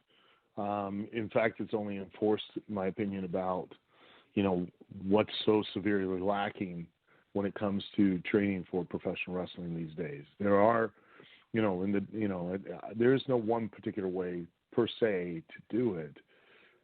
Everybody has a different style, a different feel, and I encourage all of that. But it's, you need to teach truly the basics and the fundamentals of professional wrestling, because like any fighting form, which professional wrestling is quite real, it's catch wrestling is what it is. And, the only fake thing about professional wrestling is that the outcome is predetermined. And if you don't know the real precepts of catch wrestling, professional wrestling, then there's no way that you can potentially sell, because selling is not just acting like you're hurt. The concept of selling is to sell an audience on the belief that you're actually out there trying to utilize whatever it is you're utilizing to try to win and not lose. Because the only consequence, the only ramification, repercussion from anything that's done in the ring is that it could possibly make you lose. And you don't want to lose, because if it were real, that would mean that you wouldn't get paid or not paid as much. And if you didn't get paid or paid as much, well, now you're in jeopardy of not being able to pay your rent or eat as well. And, if that were the case, then your sole proclivity towards entering the professional wrestling ring would be to try to win. And that has been the one thing that we've always tried to sell. And that's the thing that intrinsically is being lost, is that if you watch the talent these days, they're so incredibly athletic, but they're so focused on selling what they do, not why they do it.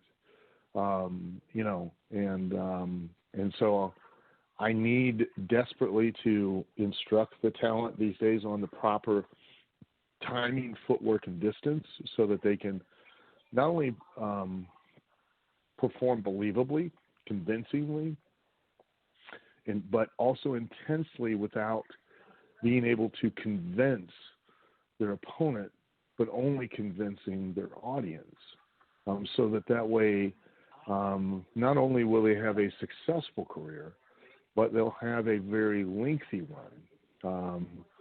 It makes no sense to be able to make them, people think, oh, you made $1 million in a year, you're making money. And nothing can be further from the truth. $1 million a year is a lot of money, yes. But where you really make money is when you made $1 million a year for 10 years, each year. That's where you've now started to really make money and get ahead. And that's where your life can change financially, and you can now still do what you want to do on your terms. And you can leave the business on your terms. But without having that length of a career, without having that understanding, without having that basis and the basics and the fundamentals, without having, knowing how to capitalize on those opportunities and being able to identify those opportunities for what they really are, then you're no different than anybody else. And, right. In the professional wrestling business, there's so few spots in-ring performers, for in-ring performers these days, it's easier to become a player for the NFL in a major team because there are more. Quite honestly, the percentages are higher because there are more spots on each team. When you think of the numbers of prospective professional wrestlers, I know that in the state of Kentucky alone, there's probably, I think, 5,000 licensed professional wrestlers in just this state. So if you multiply that across, all 50 states, there's probably no less than 100,000 professional wrestlers, that are operating to some degree. Now, the term professional we'll use loosely in right. the United States. Okay, in WWE, there's how many main roster spots with NXT? How many spots are there with that you're going to be one of those in-ring performers? And then how stiff is the competition to not only gain but to maintain that spot and be able to capitalize on it to its fullest extent for as long as you possibly can. So you're going to need to know and as much as you possibly can to where when you do, if you really have a passion, you really have a desire to be successful in professional wrestling, you will. You'll have an opportunity. Make no mistake, you'll get one. If you really are hungry and you really want to do, you don't make excuses. Because I tell everybody all the time that if you really want something, you can do anything. That's a God's honest truth. You can do anything, but if you want it bad enough, you'll find a way. If you don't, you'll make excuses. That's a fact. And you may not have it happen as quickly as you want, but you will make it happen. But when you get that opportunity, if you aren't prepared, if you don't know how best to capitalize on that opportunity, if you've not learned from someone who has been there and has made those mistakes and has that experience, then you're doing yourself a disservice and injustice by, just attending any old wrestling school because, that's the frustrating part is, like I said, used to there were standards. The standards were, it was very difficult. It was very closed. It's very secular wrestling business because of the reason that if I trained you, I was held personally accountable for you. So I was putting at risk my livelihood by bringing you in and speaking for you and training you and basically putting my name on you. And that's gone, unfortunately. Now there aren't those standards anymore. I find it abhorrent and I find it insulting that, my wife, my beautiful wife, who's a professional masseuse, she had to go to a state-accredited training facility. She had to be taught by a state-accredited teacher. She had to complete a certain number of hours. Then she had to, complete a certain number of residency hours or internship before she was even allowed to take a test to be a licensed masseuse. And let's face it, there are, I'm sure, certain physical risks with her profession, but not like they are with professional wrestling, where every time you step in the ring against an opponent, you're putting yourself or that other person. There is a degree of risk that you will or they will suffer a life-altering injury or a life-ending one. And it's sad that now these days, at least 1 to 2 people a year die in a wrestling event, in a wrestling ring, which is absurd. And there are no standards for it. And, it's my hope that not only am I going to be able to create those standards and raise the level for everyone and make it better for everyone, but, also give these young men and women skills that they'll have a career outside of the ring, because let's face it, it's not a matter of if their career is going to come to an end in the ring. It's a matter of when. And if you're not one of those 1%ers that, or I should even say 1/10%, like a Randy Orton's like 1/10%, or John Cena's like 1/10%, The Rock was 1/10%. If you're not one of those 1/10%ers, you're going to have to make a living and have skills to do so long after your career in the ring ends. And what better way than to have training, to have information, to have skills, to have a background that allows you to then continue to contribute, but just from a production side, of a backstage side, that you could be a producer, you be a director, you can handle the camera, you can lighting, sound, so many different, there's so many different, make a good living doing so. And that was really the motivation behind, creating the trade school aspect of it, that I don't think people really understand or value yet, for what it really is, which is, understandable, but disappointing, because, if I were a parent and my kid came to me and wanted to be a professional wrestler, I'd want them to go someplace that, that I knew they were going to be as prepared as possible, and I'm hoping that, maybe my example will lead the way for, many others, and that we can go back to having a true standard in regards to just what it takes to be a real quote-unquote professional wrestler, and not just in the term or in the name, but in the actual standards of creating a level, a bar that says, okay, if you want to claim that you're this, that you're a professional, then you're going to have reach and be taught to this level before you can then walk around and tell people that you're part of, you've been indoctrinated into the club.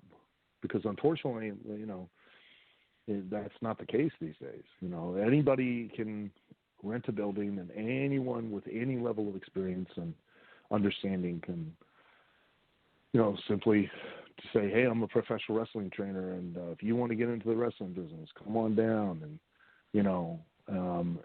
regardless of whether you're in physical condition or not, you know what?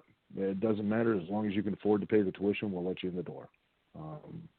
And I find that insulting. Right. And I couldn't agree with you more. And honestly, I could have a conversation just alone with you for like 3 days over this, because everything you're saying is just hits to home. I train at Dynamo Pro in St. Louis, and the first thing that was told to me is, listen, what you do in this, and they said the same thing, you aren't going to be John Cena. If you're coming into this thinking you're going to be John Cena, that is way out. You need to focus on just getting the basics down.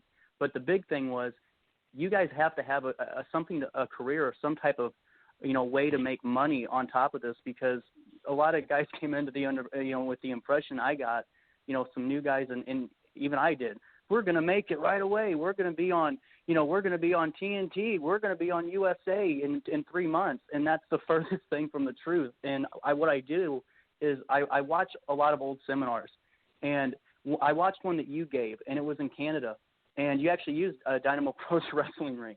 And I found that out just looking at it, going, that's Dynamo's ring. But anyway, you were given this, and I'm seeing a couple of the guys that train down there now, and I'm going, I get where they took some of their information from, and not like trainers, but guys that are still in the business working very hard and doing great things, that they took so much from what you said to them, and they translated it into how they're working, today. And I think that just shows how crucial and how, informative, your seminars and just you in general are for this industry. And that's really what it is an industry, and you creating OVW and setting a platform and a par for everyone else to follow. That's a huge deal. And I can't thank you enough for that time to talk about it, because I'm very interested in business development, and something that is something I take very much passion in. And just the fact that you did it is incredible. But I know Renee has sent me 185 messages that if I don't, give the show back to the owner, then I'm in trouble. And I make a lot of money, Al, but I need the job, I understand. Well, and the only reason I was pressing you, Drake, is because there was one very important thing that, Al said a lot of important things. I hope you guys had your notebooks out while he was talking. But you said, professional, and I use that term loosely.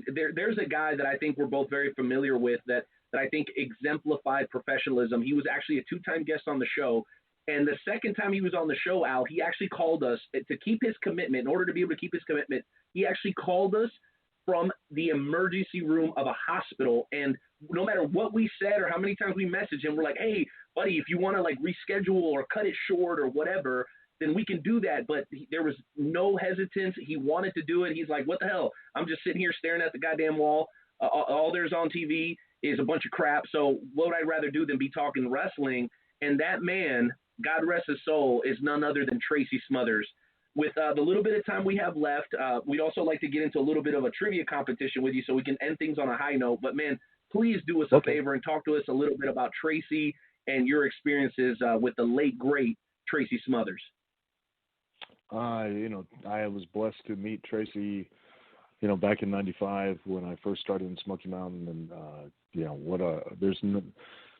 what can you say? I mean, passionate, driven, just awesome human being, just kind, generous, cared about everybody, wanted to, give back to the wrestling business, give back to the young wrestlers,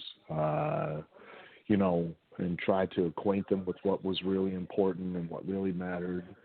And he understood as much as I do that, the wrestling business has and always will be the wrestler's business. That's the way it is. And, it's unfortunate, that so many young wrestlers today believe the fallacy that the wrestling business has changed, that somehow it's become something else, and nothing could be further from the truth. It's evolved, it's grown, it's developed, but the art of what we're trying to do still remains the same. And the further we detach ourselves from that, the less likely that we are to be able to be truly successful in what we want to do. And Tracy was very much understood that and tried to get the younger wrestlers to understand that as well, so that it would help them have a better opportunity to be able to do this for a living and nothing else, regardless of how much money you make. Really the goal for anyone who gets into it is that they want to pursue this and do this and this alone, and not have to have some other, source of income. And I've been blessed to be able to do it as long as I've been able to do it for 38 years. And, and sometimes I've made a lot of money and sometimes I've not made a bunch. I've not made much, but I've been able to do it. And that truly is for these guys is it. And Tracy he understood that too and wanted so desperately for these guys to have that experience as well. And, it's just sad that we've lost him. One of the greatest things about my involvement in professional wrestling is I've gotten to meet so many amazing, wonderful people, and I've been so blessed to know them. And the downside is that I've gotten older. I've had to be forced to sit and watch and lose those same people. And then the numbers just keep going up. But I don't mourn what I've lost. I celebrate what I've had. And, nobody can say they've been luckier than I to have known as many wonderful people as I've known from all over the world. Dude, that's fantastic. Thank you so much for sharing that. We know that, what's hot is hot, and, what's on Twitter is on Twitter, but there are just some guys that deserve more than 180 characters, and Tracy Smothers, without a doubt, was one of those guys. So with that said, like I said, we want to end it on a positive note. So, Drake, I believe that I'm going to get the opportunity of a lifetime to go one-on-one with the great Al Snow in tonight's edition of the Wrestle Talk Podcast Game Show Challenge. I'm going to admit I'm a little intimidated because this guy's been in the business for 38 years. I said back in the day when I referenced 1995, and he goes, that wasn't early in my career. So I'm a little reluctant, but I'm ready to go. Let's go, Daddy. Can you break it down for us? Yeah, well, before that, Al, I just want to congratulate you on your easy victory over Renee tonight in the trivia challenge before it even starts. Oh, come on. Let's be careful now. Let's not get too much too soon now. I've had a lot of head injuries, so we don't know how this is going to function. A lot of steel chairs to the head. Okay, well, I think we can kick off the game show challenge. I'm ready. Are you guys ready? Al, are you ready? Renee, sure, I'm ready. I'm ready. All right, hit the music.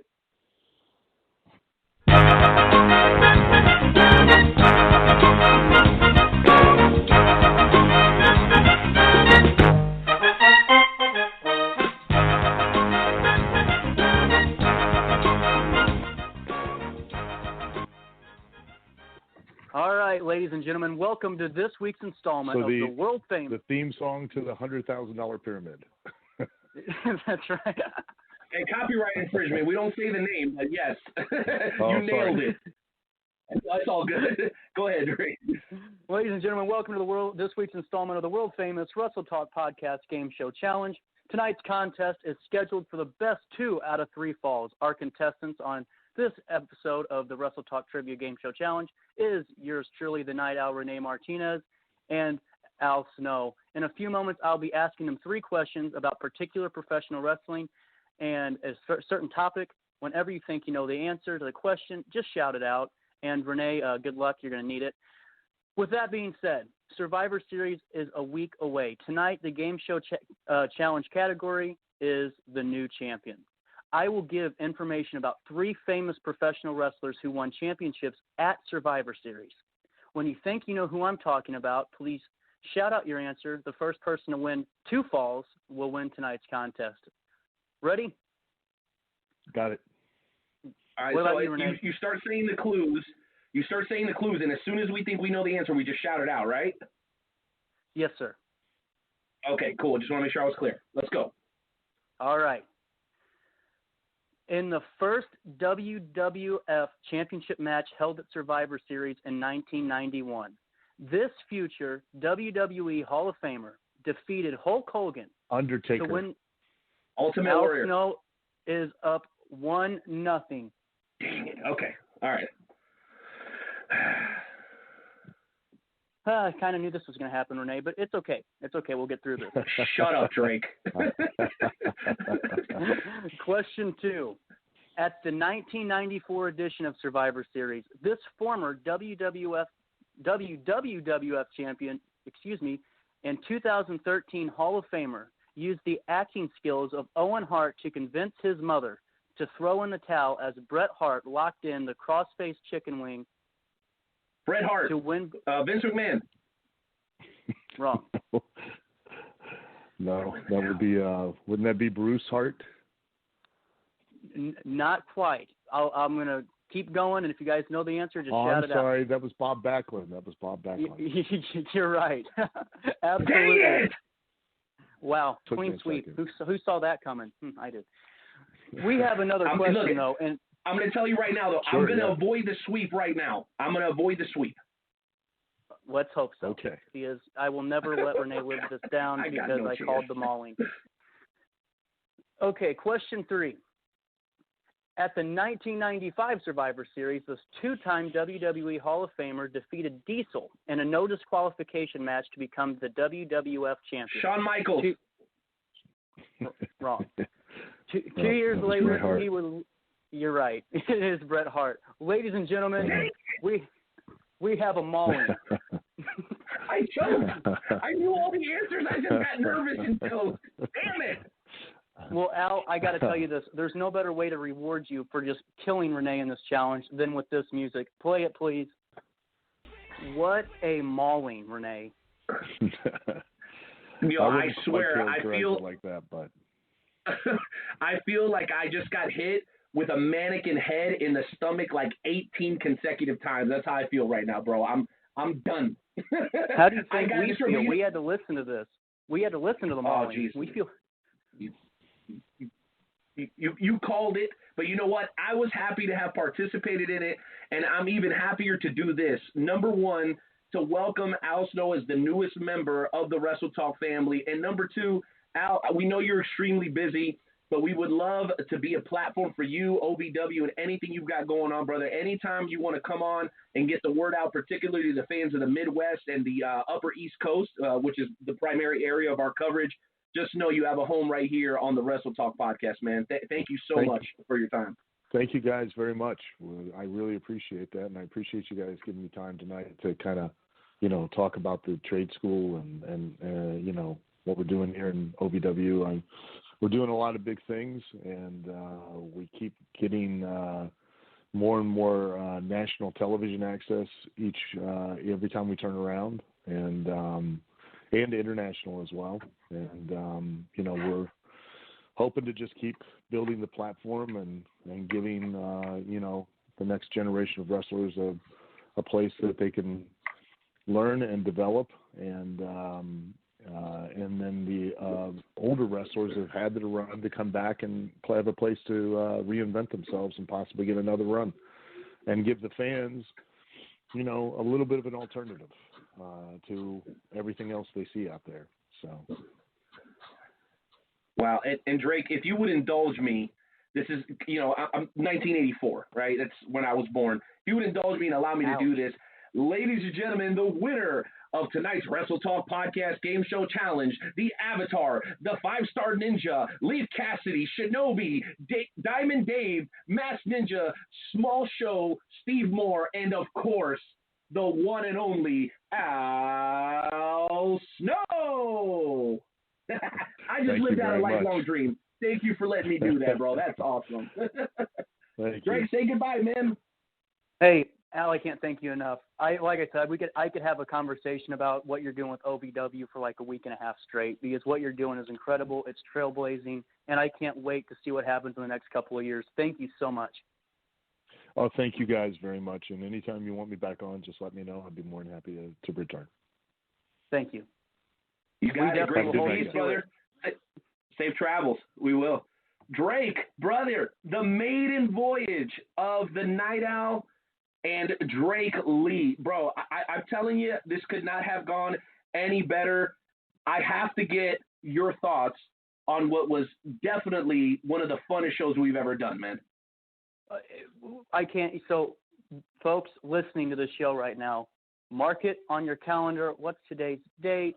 November. I just had 18,000 radio shows today. Yep, November 15th. Okay, on November 15th at the top of the hour at 6 o'clock, Renee and I have completely agreed for like the first and probably only time ever. This show was so informative. It was so fun to do.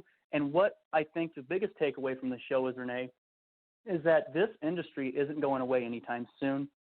We're evolving every day in every way. And what we got out of these interviews with David and Al, I mean, any wrestler that's currently training or even, traveling the road, listen to these interviews, because the information that they're going to take away from this is knowledge bombs, down, bro.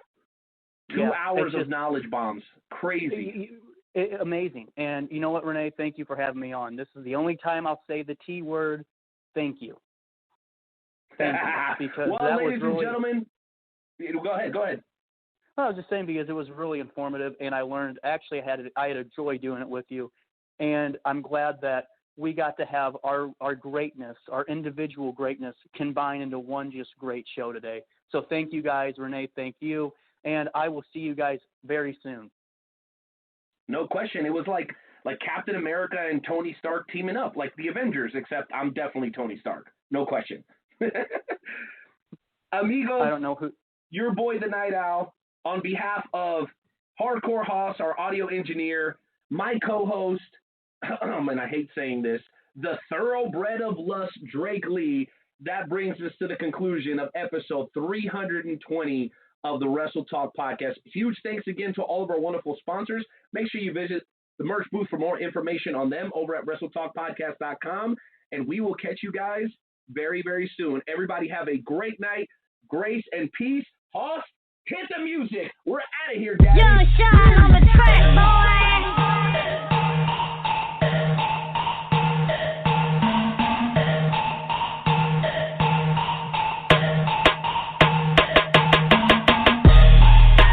Coolin' with my gang, man. Plenty of the Mary Jane, take it to the brain, dang. Ask me tomorrow, tell you the same thing.